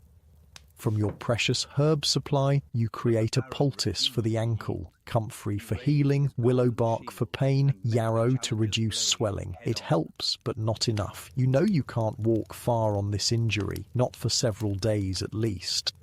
As night deepens around your small fire, you face the stark reality of your situation. Your food will last perhaps 2 more days with strict rationing. Your injured ankle makes hunting or foraging nearly impossible. The winter forest offers little sustenance even for the able-bodied, and somewhere behind you, men with horses continue searching, their pursuit likely to cross your path eventually given your slowed pace. Think, you mutter to yourself. What would Agnes do? What would my mother have done? The answer comes not in words, but in a memory. A story Agnes once told about hiding from soldiers during a border dispute many years ago. She'd covered herself with forest debris and lain still as death while men searched within feet of her position. Could such a strategy work against trained Inquisitor's men? Perhaps not for long, but it might buy time for your ankle to heal enough for travel. You begin planning how to create a hidden shelter somewhere off the usual game trails, concealed from casual observation. Morning brings fresh determination and slightly less pain in your ankle. Using your crutch, you explore the area immediately surrounding your camp, looking for natural features that might serve your purpose. A fallen tree, its massive root ball creating a wall of earth and tangled wood, offers possibility. Behind it, partially sheltered by the exposed roots, you could create a space invisible from most angles. With careful addition of branches and forest litter, it might pass unnoticed by searchers, not specifically examining every inch of ground. The work takes all day, exhausting your limited strength. You drag yourself on hands and knees when necessary, gathering materials, constructing your hidden den with the focused intensity of an animal preparing for winter. By nightfall, you have a shelter that, while uncomfortable, offers concealment and some protection from weather. You sleep fitfully, waking at every sound, imagining hoofbeats in the wind's rustle, voices in the calls of night birds. Dawn brings both relief and new anxiety. You've survived another night, but how many more can you endure in these conditions? The answer comes sooner than expected. Mid-morning, the unmistakable sound of men moving through the forest reaches your hiding place. Not just one or two hunters, but a group, speaking occasionally in low voices, spreading out in a search pattern. You freeze in your concealed shelter, barely daring to breathe. They're methodical, these searchers, checking fallen logs, dense thickets, any place a fugitive might hide. They're also closer than comfort allows, perhaps 50 yards away and approaching.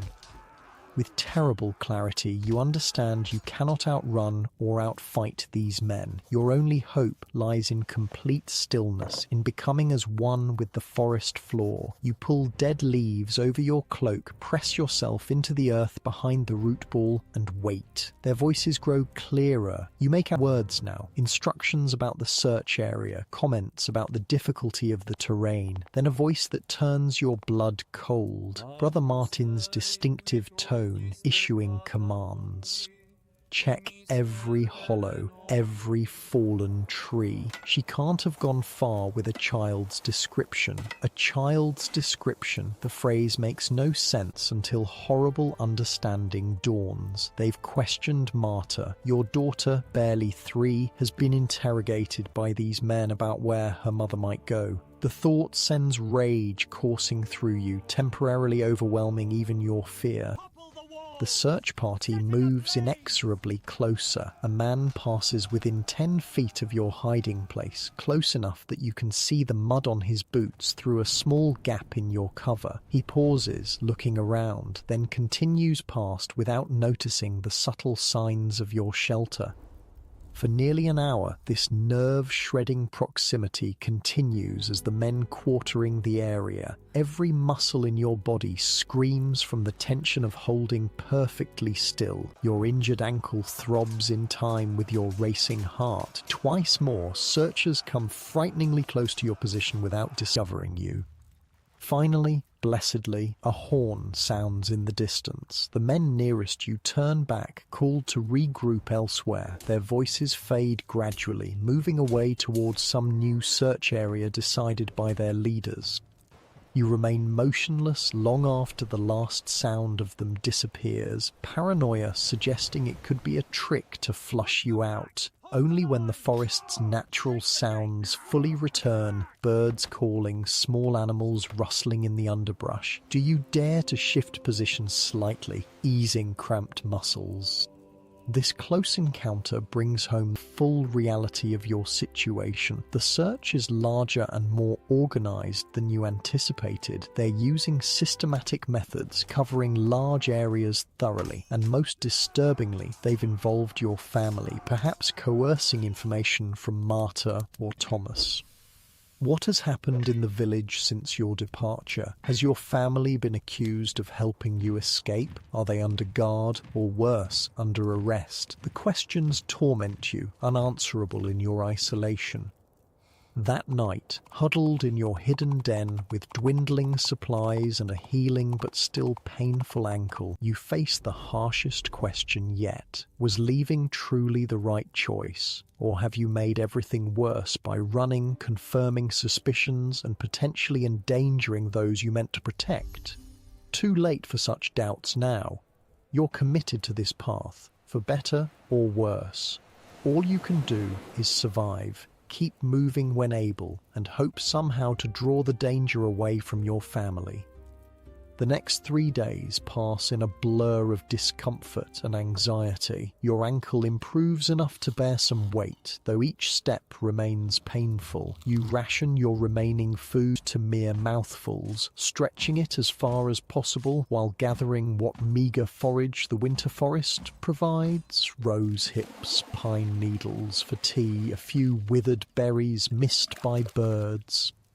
On the 4th day after the search party's near discovery, you hear something unexpected, women's voices conversing casually as they move through the forest. Not searchers or soldiers, but ordinary women gathering winter greens or checking trap lines. Caution wars with desperate need for human contact, for information, for possible help. After agonizing indecision, you emerge partially from hiding, making enough noise to be noticed without startling the women into flight. 3 women from a nearby settlement, it turns out. A half-day's walk that would have taken you twice as long on your injured ankle. They regard you with initial suspicion that shifts to concern as they take in your obvious condition. Thin, dirty, limping, clearly living rough in the winter forest.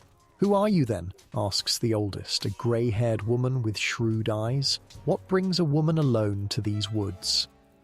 Your prepared story of widowhood and travelling to relatives seems painfully inadequate now, but you offer it anyway, adding details of a fall and injury to explain your current state. The women exchange glances, communicating silently in the way of those who've known each other long. The oldest speaks again. "There's men searching these parts, looking for a runaway woman. Healer, they say, or witch, depending who's telling the tale."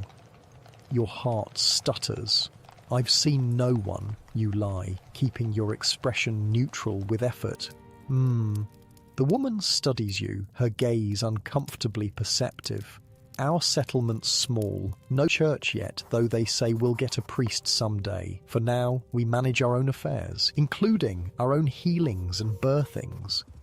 The implication hangs in the air between you. This woman, perhaps all 3, are healers themselves in some capacity. They recognize something in you that goes beyond your obvious distress. "My daughter's time is near," says the youngest woman suddenly. "First baby, breech, we think." Again, unspoken meaning fills the space between words. They're offering a test. A chance to prove yourself useful rather than merely needy. "I've helped turn breech babies before," you say carefully. "With the right techniques, many can be delivered safely." Relief crosses the young woman's face. The older nods decisively. "You'll come with us then. Rest, clean up, help if you can. After that," she shrugs. "We'll see." It's not safety, not truly. The Archbishop's men could easily visit their settlement in their widening search, but it's shelter, human contact, a temporary respite from complete isolation, and perhaps, if you prove your worth, something more lasting.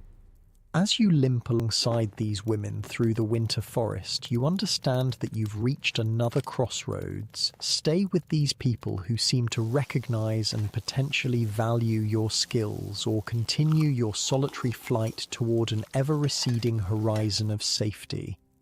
For now, at least, the choice seems clear. You'll help this young woman bring her child safely into the world, if you can. You'll accept the offered shelter and rest. You'll learn what news these women have of the search, of events in the wider world beyond your limited forest existence. And then, only then, will you decide what comes next in this desperate gamble to preserve both your life and the healing knowledge you carry. The settlement consists of just 12 households clustered around a small stream. No church spire dominates the skyline, no manor house establishes hierarchy, just simple dwellings, a communal baking oven, a few livestock pens, the kind of place that barely exists on maps, the kind that authorities often forget between tax collections.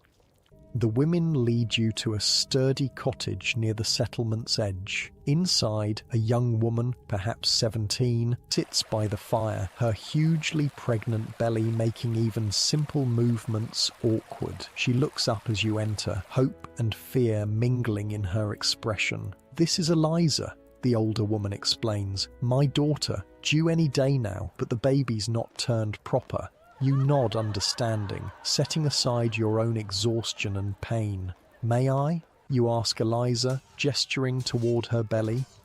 She nods permission. With gentle, practiced hands, you palpate her abdomen, feeling the baby's position. The older women watch intently as you work, neither interfering nor showing doubt. Yes, breech presentation, you confirm, but not yet engaged in the birth canal. There's still time to turn. Relief floods Eliza's face. "Can you help? The last woman who tried said it was too difficult, that I should prepare for the worst."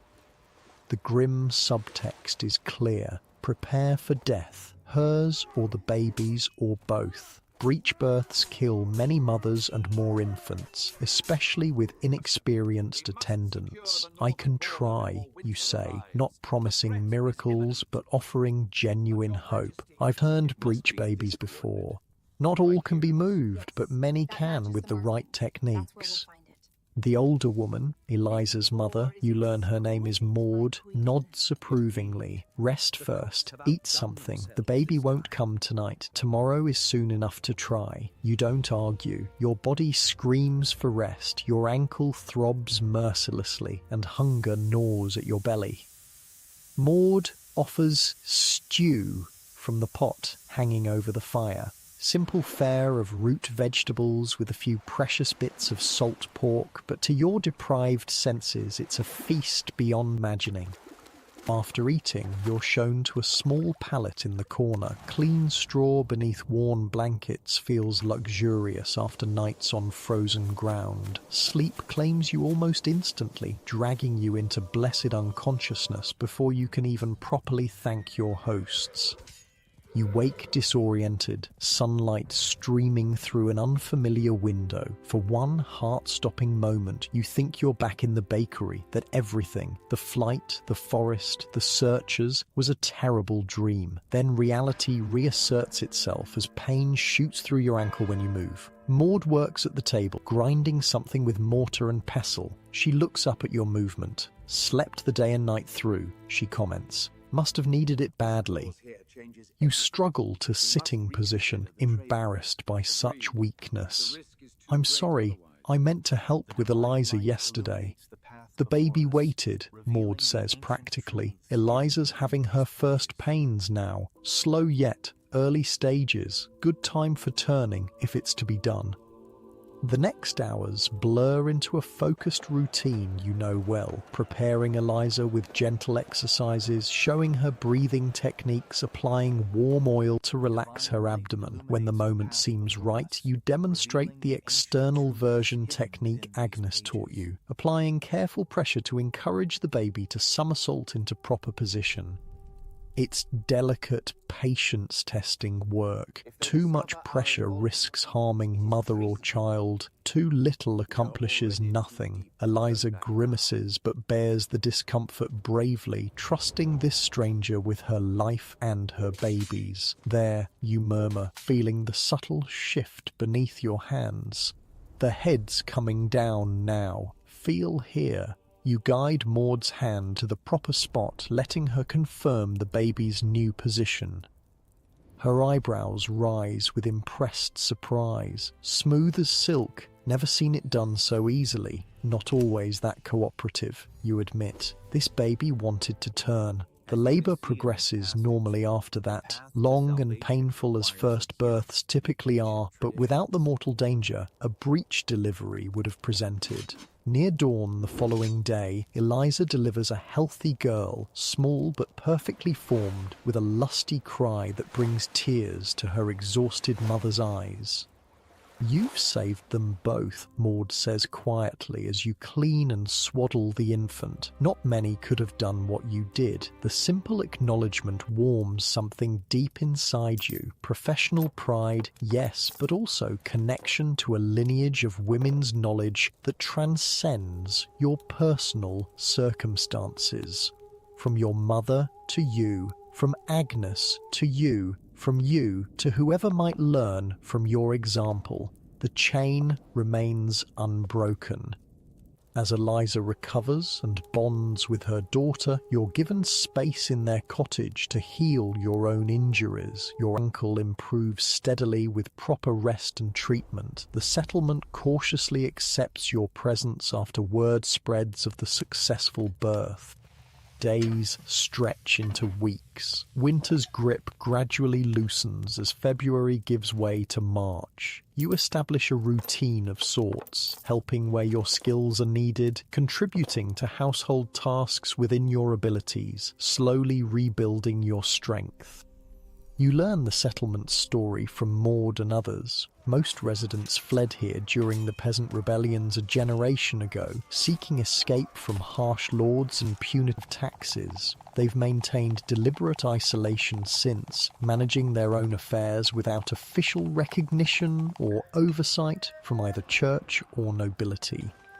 "We had a travelling monk once," Maud tells you one evening as you help prepare dinner, "came through preaching and demanding food and shelter as his due, claimed we needed proper Christian guidance." She snorts derisively. "We fed him, listened politely, then suggested he might find larger congregations elsewhere. Haven't seen his like since." This independence makes the settlement both refuge and risk for someone in your position. No local authority exists to report or arrest you, but the settlement's very autonomy marks it as suspicious in official eyes. If the Archbishop's men expand their search this far, the entire community could face consequences for harbouring you, willing or not. This knowledge weighs on you, tempering the tentative sense of security you've begun to feel. You remain vigilant, ready to flee again if necessary, though your depleted stores and still healing ankle make the prospect daunting. Information from the outside world comes sporadically through occasional traders or residents' rare visits to larger villages for supplies they can't produce themselves. One such trader brings news that freezes your blood mid-March. "Archbishop's men still searching for that witch woman," he comments casually over dinner, having bartered metalwork for food and shelter. "Expanded to 3 counties now, offering rewards for information." You keep your expression neutral with effort, focusing on your bowl of stew.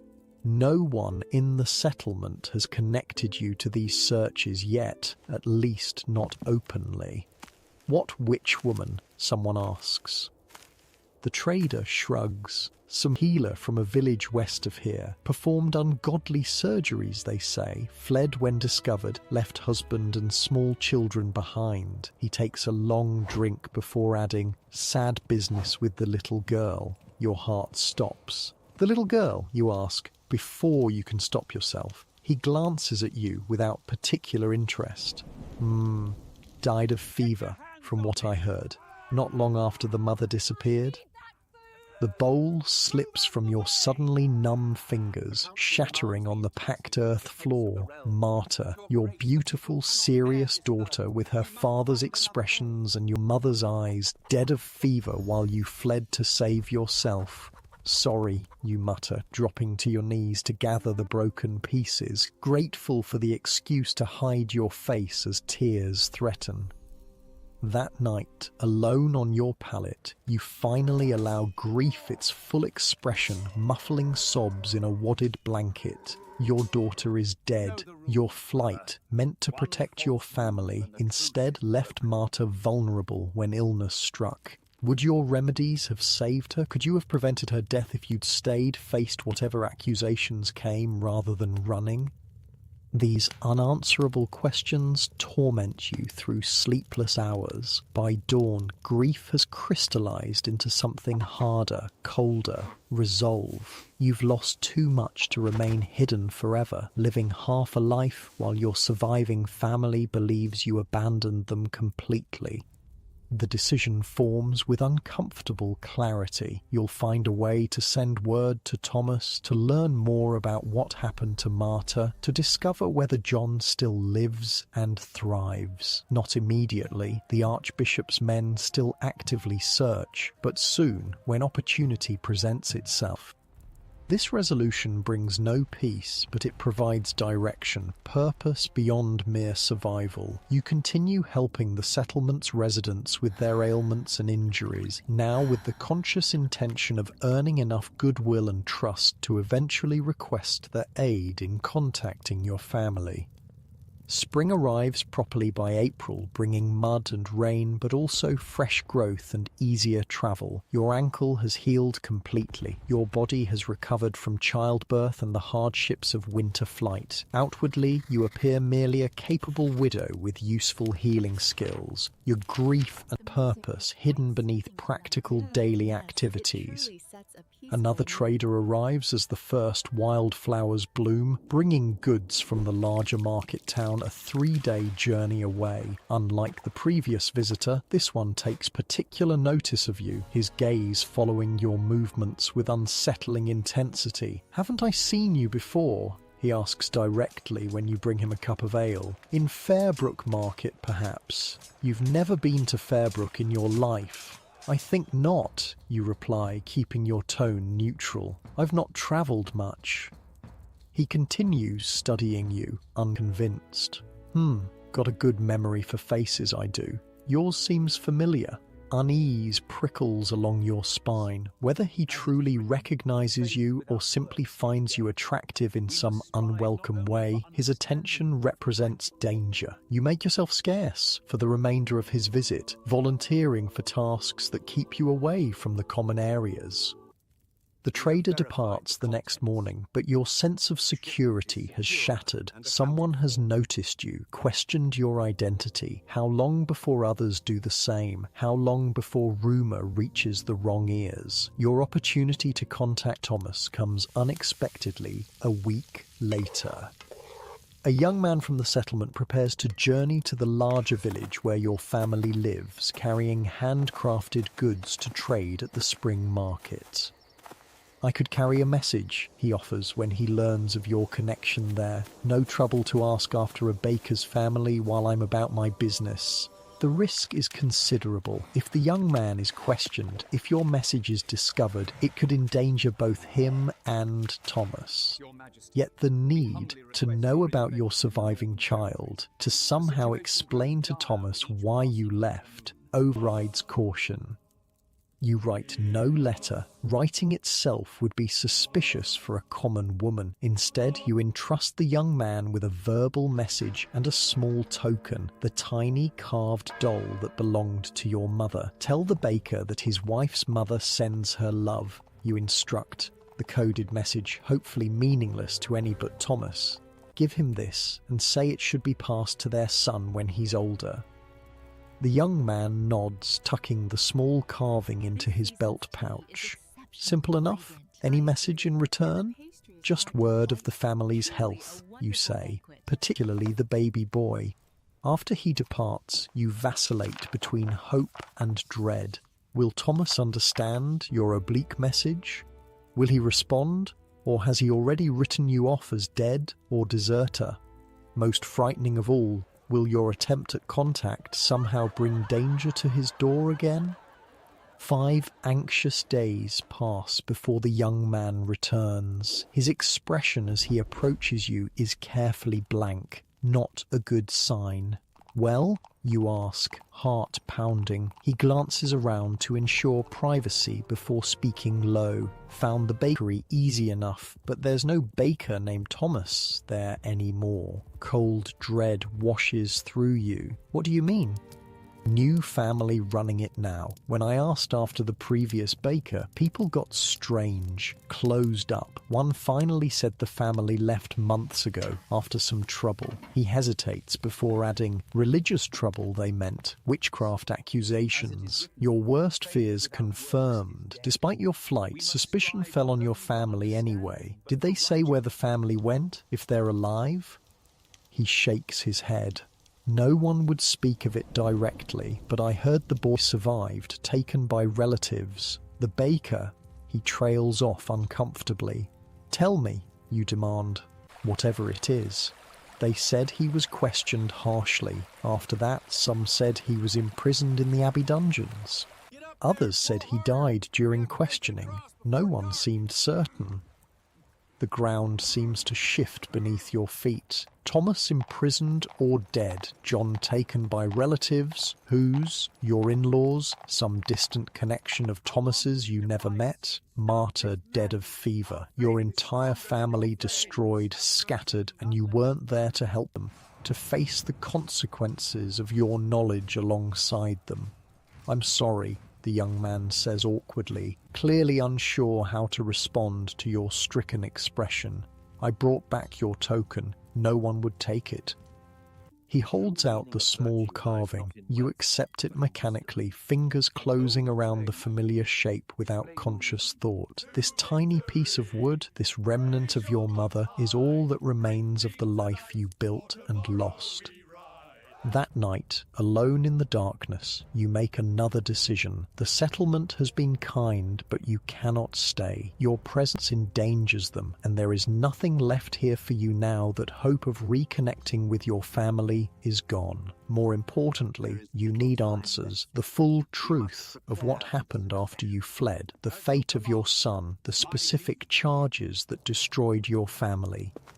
You'll return to your village, or close enough to gather information without being recognized immediately. You'll learn exactly what occurred and who was responsible. After that will depend on what you discover. Maud protests when you announce your intention to leave. It's dangerous for women traveling alone, she argues, and we value your skills here. You've become one of us. I'm grateful, you tell her sincerely, but I need to learn my son's fate, and my presence puts everyone here at risk if the authorities expand their search. She can't argue with this logic, though she clearly wishes to. Instead, she helps you prepare for the journey, packing food, mending clothing, offering a walking staff better suited to long travel than your makeshift crutch. You depart as April yields to May, the world green and growing around you. This journey differs markedly from your winter flight. You travel roads rather than forests, your pace measured and deliberate rather than desperate. You look like any widow travelling to seek family after hardship. Unremarkable to casual observation. It takes nearly 2 weeks to circle back toward your former home, approaching from the opposite direction of your escape. You stop in neighbouring villages rather than entering your own, listening in markets and alehouses for news and gossip. The story emerges piece by piece, each fragment more painful than the last. Your disappearance initially caused confusion rather than alarm. Thomas reported you missing after a day, organising searches of the nearby woods, fearing an accident or animal attack. Brother Martin immediately suspected deliberate flight, intensifying his investigation. When Marta fell ill days later with winter fever, Thomas grew frantic, knowing your remedies might have saved her where the monk's treatments failed. Her death broke something in him. He reportedly railed against Brother Martin and Father Gregory publicly, blaming their persecution for driving away the one person who could have saved his daughter.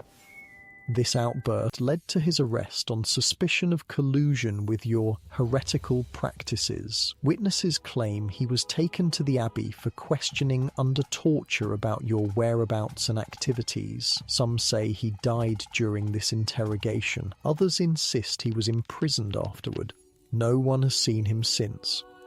Your infant son was indeed taken by your in-laws, who subsequently left the region entirely, reportedly travelling south to begin anew where their family's notorious connection remained unknown.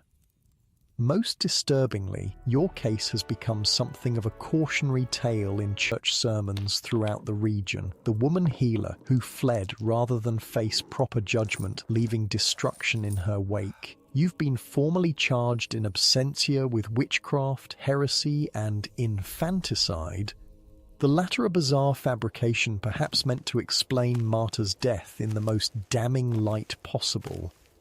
Each new detail lands like a physical blow, building a complete picture you can scarcely bear to contemplate. Your family destroyed, your reputation blackened, your worst fears realized despite your desperate attempt to protect those you loved by removing yourself from their lives.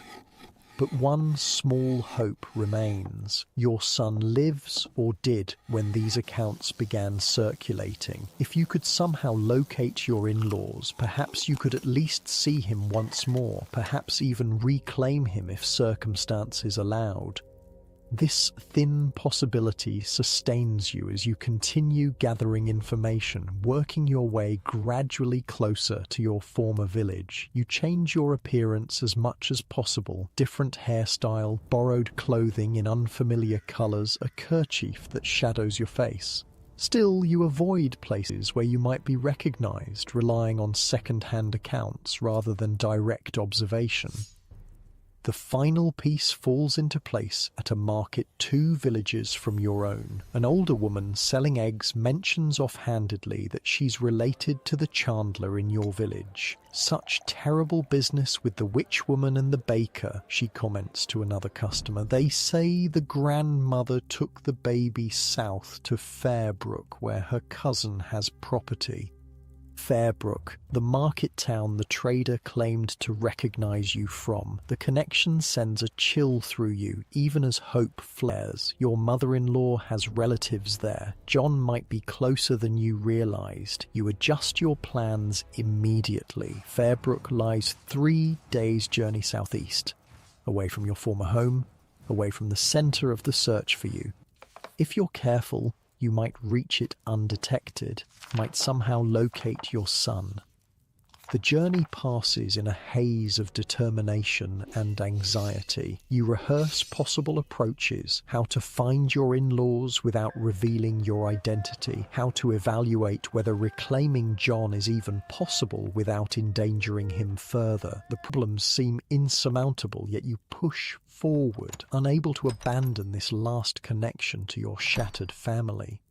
Fairbrook proves larger than expected, a proper market town with stone buildings around its central square, a church with actual stained glass, streets that form a grid rather than the organic sprawl of smaller settlements. Finding one family among hundreds without attracting attention presents a daunting challenge.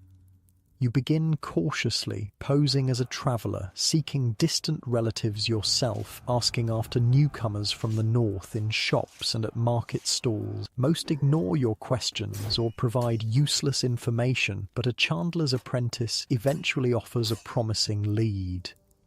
Baker and his wife from up north, he muses.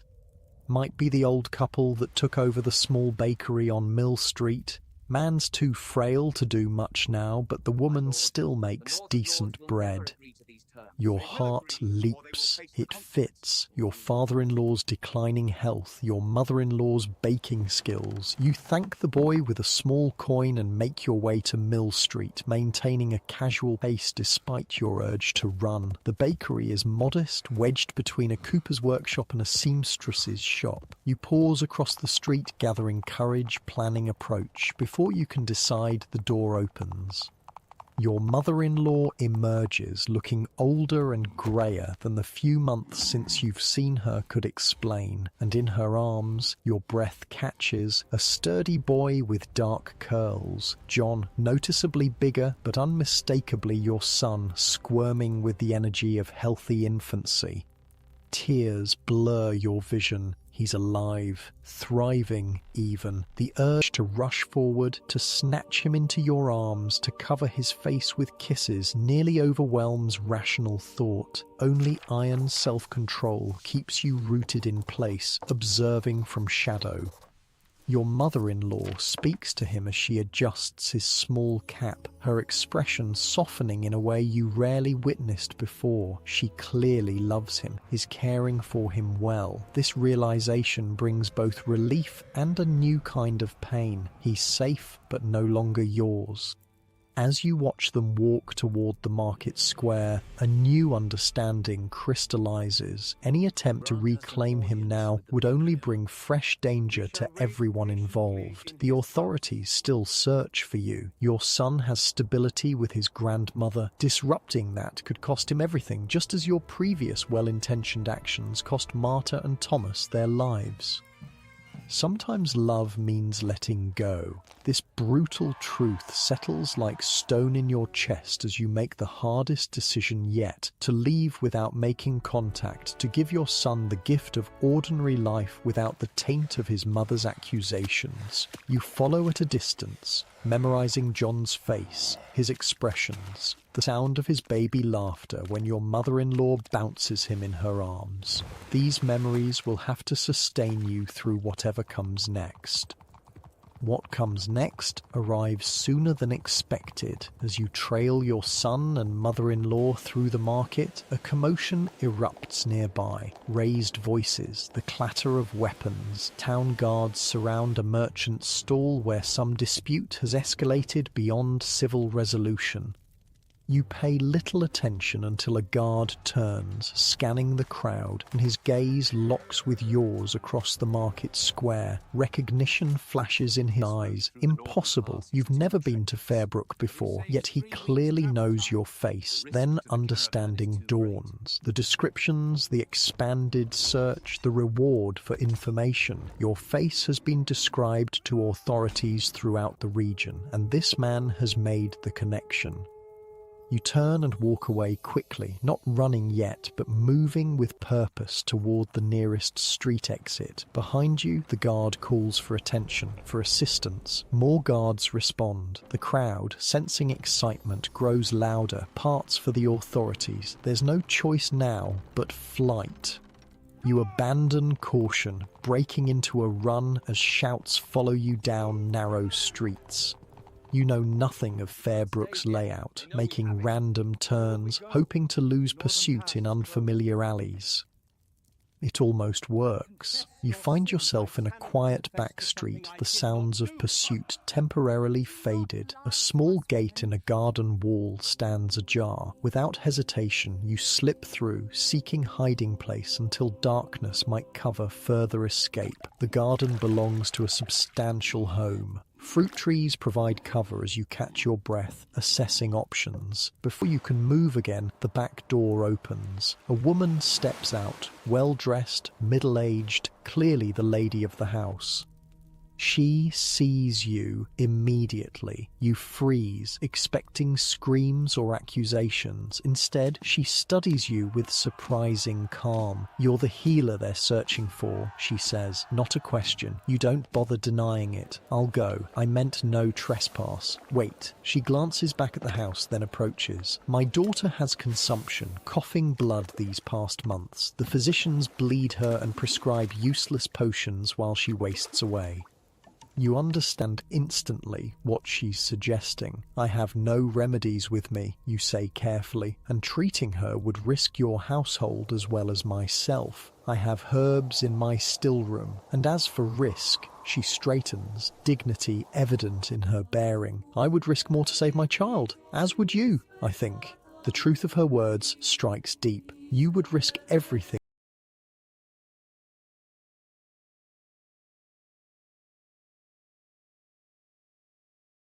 for your children, did risk everything, though the gamble failed tragically. "Show me to her," you say simply. The next hours pass in focused treatment of the consumptive girl, preparing inhaled steam with pine and eucalyptus, teaching the mother techniques to drain fluid from the lungs, creating poultices to ease breathing. The girl is gravely ill, her recovery far from certain, but you give her better chance than bloodletting and useless potions. As evening approaches, the lady of the house offers concealment for the night, a chance to slip away under darkness. You accept gratefully, though you harbour no illusions about long-term escape. The authorities know you're in Fairbrook now. The net will only tighten. But fate allows no even this brief reprieve. As night falls, torches appear in the street outside, accompanied by pounding on doors, shouts of room-by-room searches. The hunt has intensified, becoming systematic building inspections rather than random pursuit. "There's no time," your hostess says urgently. "They're searching every house on the street." "I won't bring this to your door," you tell her firmly. "Is there another way out?" She shows you to a small postern gate in the garden wall opposite where you entered. This leads to the tanner's yard, but they'll have men watching the streets by now. She's right, you know. The moment has come that you've been fleeing since winter. The inevitable confrontation with authorities determined to make example of a woman who dared know too much, heal too effectively, think too independently. "Thank you," you tell her with genuine gratitude, "for the chance to help your daughter, for believing in women's knowledge rather than fearing it." She presses something into your hand, a small pouch that clinks with the unmistakable sound of coins. "For your journey if you find a way, for your family if you don't." You slip through the gate into gathering darkness, no real plan beyond immediate evasion. The tanner's yard stands empty, tools put away for the night, hides soaking in their malodorous vats. The smell might discourage casual searchers buying precious minutes. Those minutes end with the sound of the yard gate crashing open, torchlight spilling across the packed earth. Men enter, guards in Fairbrook livery, others in the Archbishop's colours, and one black-robed figure you recognise even in dim light, Brother Martin. "There!" someone shouts, spotting your movement behind a vat. You could run still, force them to chase you through the narrow spaces between vats and workbenches. But to what end? The yard has only one other exit, likely already watched. Your long flight, begun in winter forest, will end here in a tanner's yard with the smell of death already heavy in the air. You straighten, stepping into torchlight. "I'm here," you say, voice steady despite your pounding heart. No need for further search. Brother Martin approaches, triumph evident in his thin smile. The witch healer herself, at last. "I'm a healer," you agree calmly. "Not a witch. There's a difference, though men like you work hard to erase it." His smile vanishes. "Blasphemy now, to add to your crimes. Seize her." Rough hands grab your arms, iron manacles close around your wrists, unnecessary restraint for a woman who no longer flees, but symbolic of your new status as dangerous heretic rather than merely human. "My son," you say to Brother Martin as they begin to lead you away. One last attempt, one final concern that overrides even your own fate. Is he well cared for? Something like genuine curiosity crosses Brother Martin's face. The infant? Yes, his grandmother raises him as a proper Christian, free from his mother's corrupting influence. He studies you. Strange that a witch would care. "Not strange at all," you reply. "Only your twisted vision makes maternal love seem unnatural when paired with healing knowledge." This philosophical exchange ends abruptly as you're taken to Fairbrook's small jail, a single cell beneath the town hall, damp and dark and smelling of despair. The manacles remain, though you're unlikely to escape through solid stone walls and iron-barred door.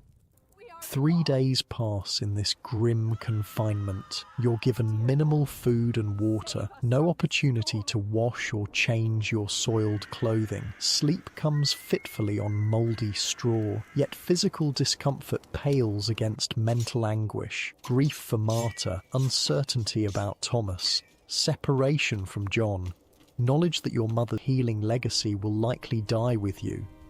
On the 4th day, they bring in a priest you don't recognize, not Father Gregory, but someone of higher rank, judging by his elaborate vestments. Confess, he states without preamble. Admit your dealings with dark forces. Accept God's forgiveness before facing earthly justice.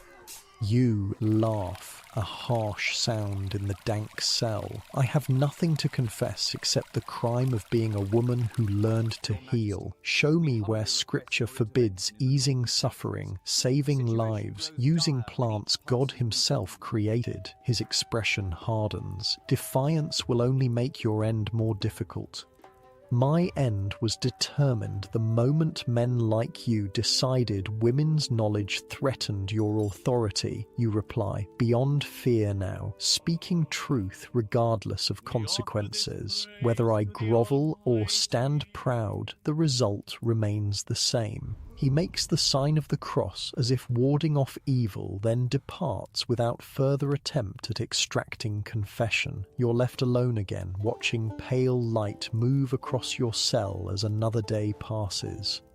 On the 5th day, they bring you out. No trial, you learn. Your case was judged in absentia months ago. Your guilt determined, your sentence decided. Today merely executes that judgment, makes public example of the woman who dared know too much. Fairbrook's main square has been prepared for the spectacle. A stake stands ready, surrounded by wood and kindling. Crowds have gathered, some solemn, some festive, all eager to witness the burning of a condemned witch. You're led through their midst, hands still manacled, wearing the same clothes you've worn since capture. People press close, some hurling insults, others making signs against evil, a few looking troubled or uncertain about the proceedings. Among the crowd, you glimpse a familiar face, your hostess from the garden house, standing with a frail girl who must be her daughter. The girl breathes easier, stands stronger than when you treated her days ago. Your final gift to the world, perhaps. One more child with chance to grow to womanhood.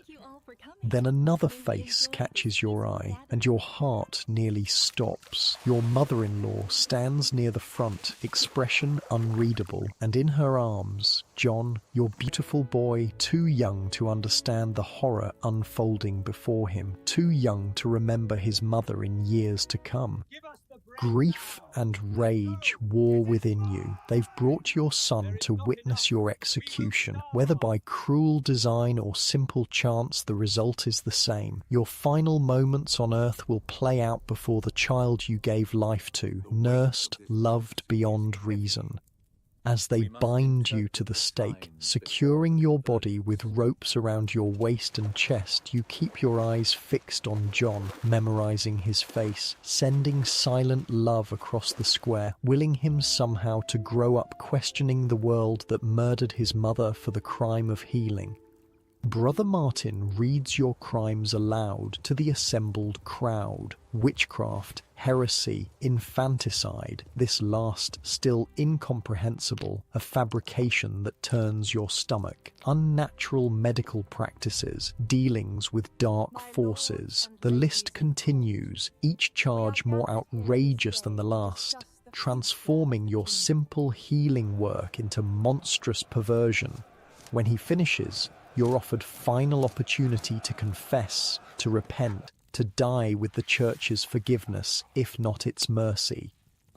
You stand straight against the stake, meeting Brother Martin's gaze directly. I confess to healing when healing was needed, you declare, voice carrying across the suddenly quiet square. I confess to learning what women have always known about the body's workings. I confess to using plants and knowledge instead of bleeding and prayers alone. Murmurs run through the crowd. This is not the confession they expected.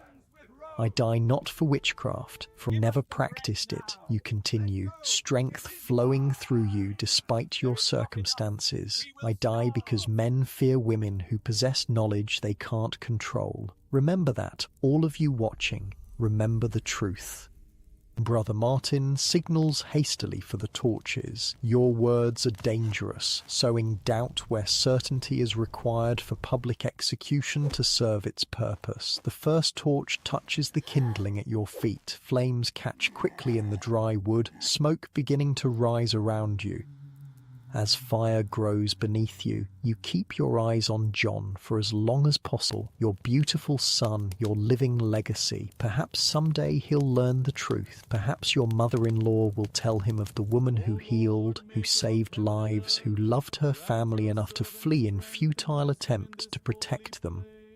Smoke thickens, obscuring your view. Heat intensifies around your legs. Pain begins, sharp and terrible. You close your eyes at last, focusing not on the agony building with each heartbeat, but on memories. Marta's serious face when learning to identify herbs. Thomas's quiet support of your healing work. Agnes teaching you to bring new life safely into the world, your mother's box with its precious knowledge. These are worth remembering in your final moments. These connections, this legacy of women helping women across generations, they can burn your body, but that chain of knowledge, once forged, can never be truly broken. Somewhere, another girl is watching her mother or grandmother prepare remedies, learning skills that authorities condemn, yet communities rely upon. The work continues despite everything. As consciousness begins to fade beneath waves of unbearable pain, your last coherent thought is simple, bitter truth. In medieval Europe, a woman with healing knowledge walks an impossible path. Learn too little, and you cannot help those who need you. Learn too much, and men with power will destroy you for the crime of knowing more than they believe you should. Your story ends in fire and smoke, but the larger story of women's healing, women's knowledge, women's quiet resistance against imposed limitations continues unbroken across centuries. From healer to healer, mother to daughter, the chain extends forward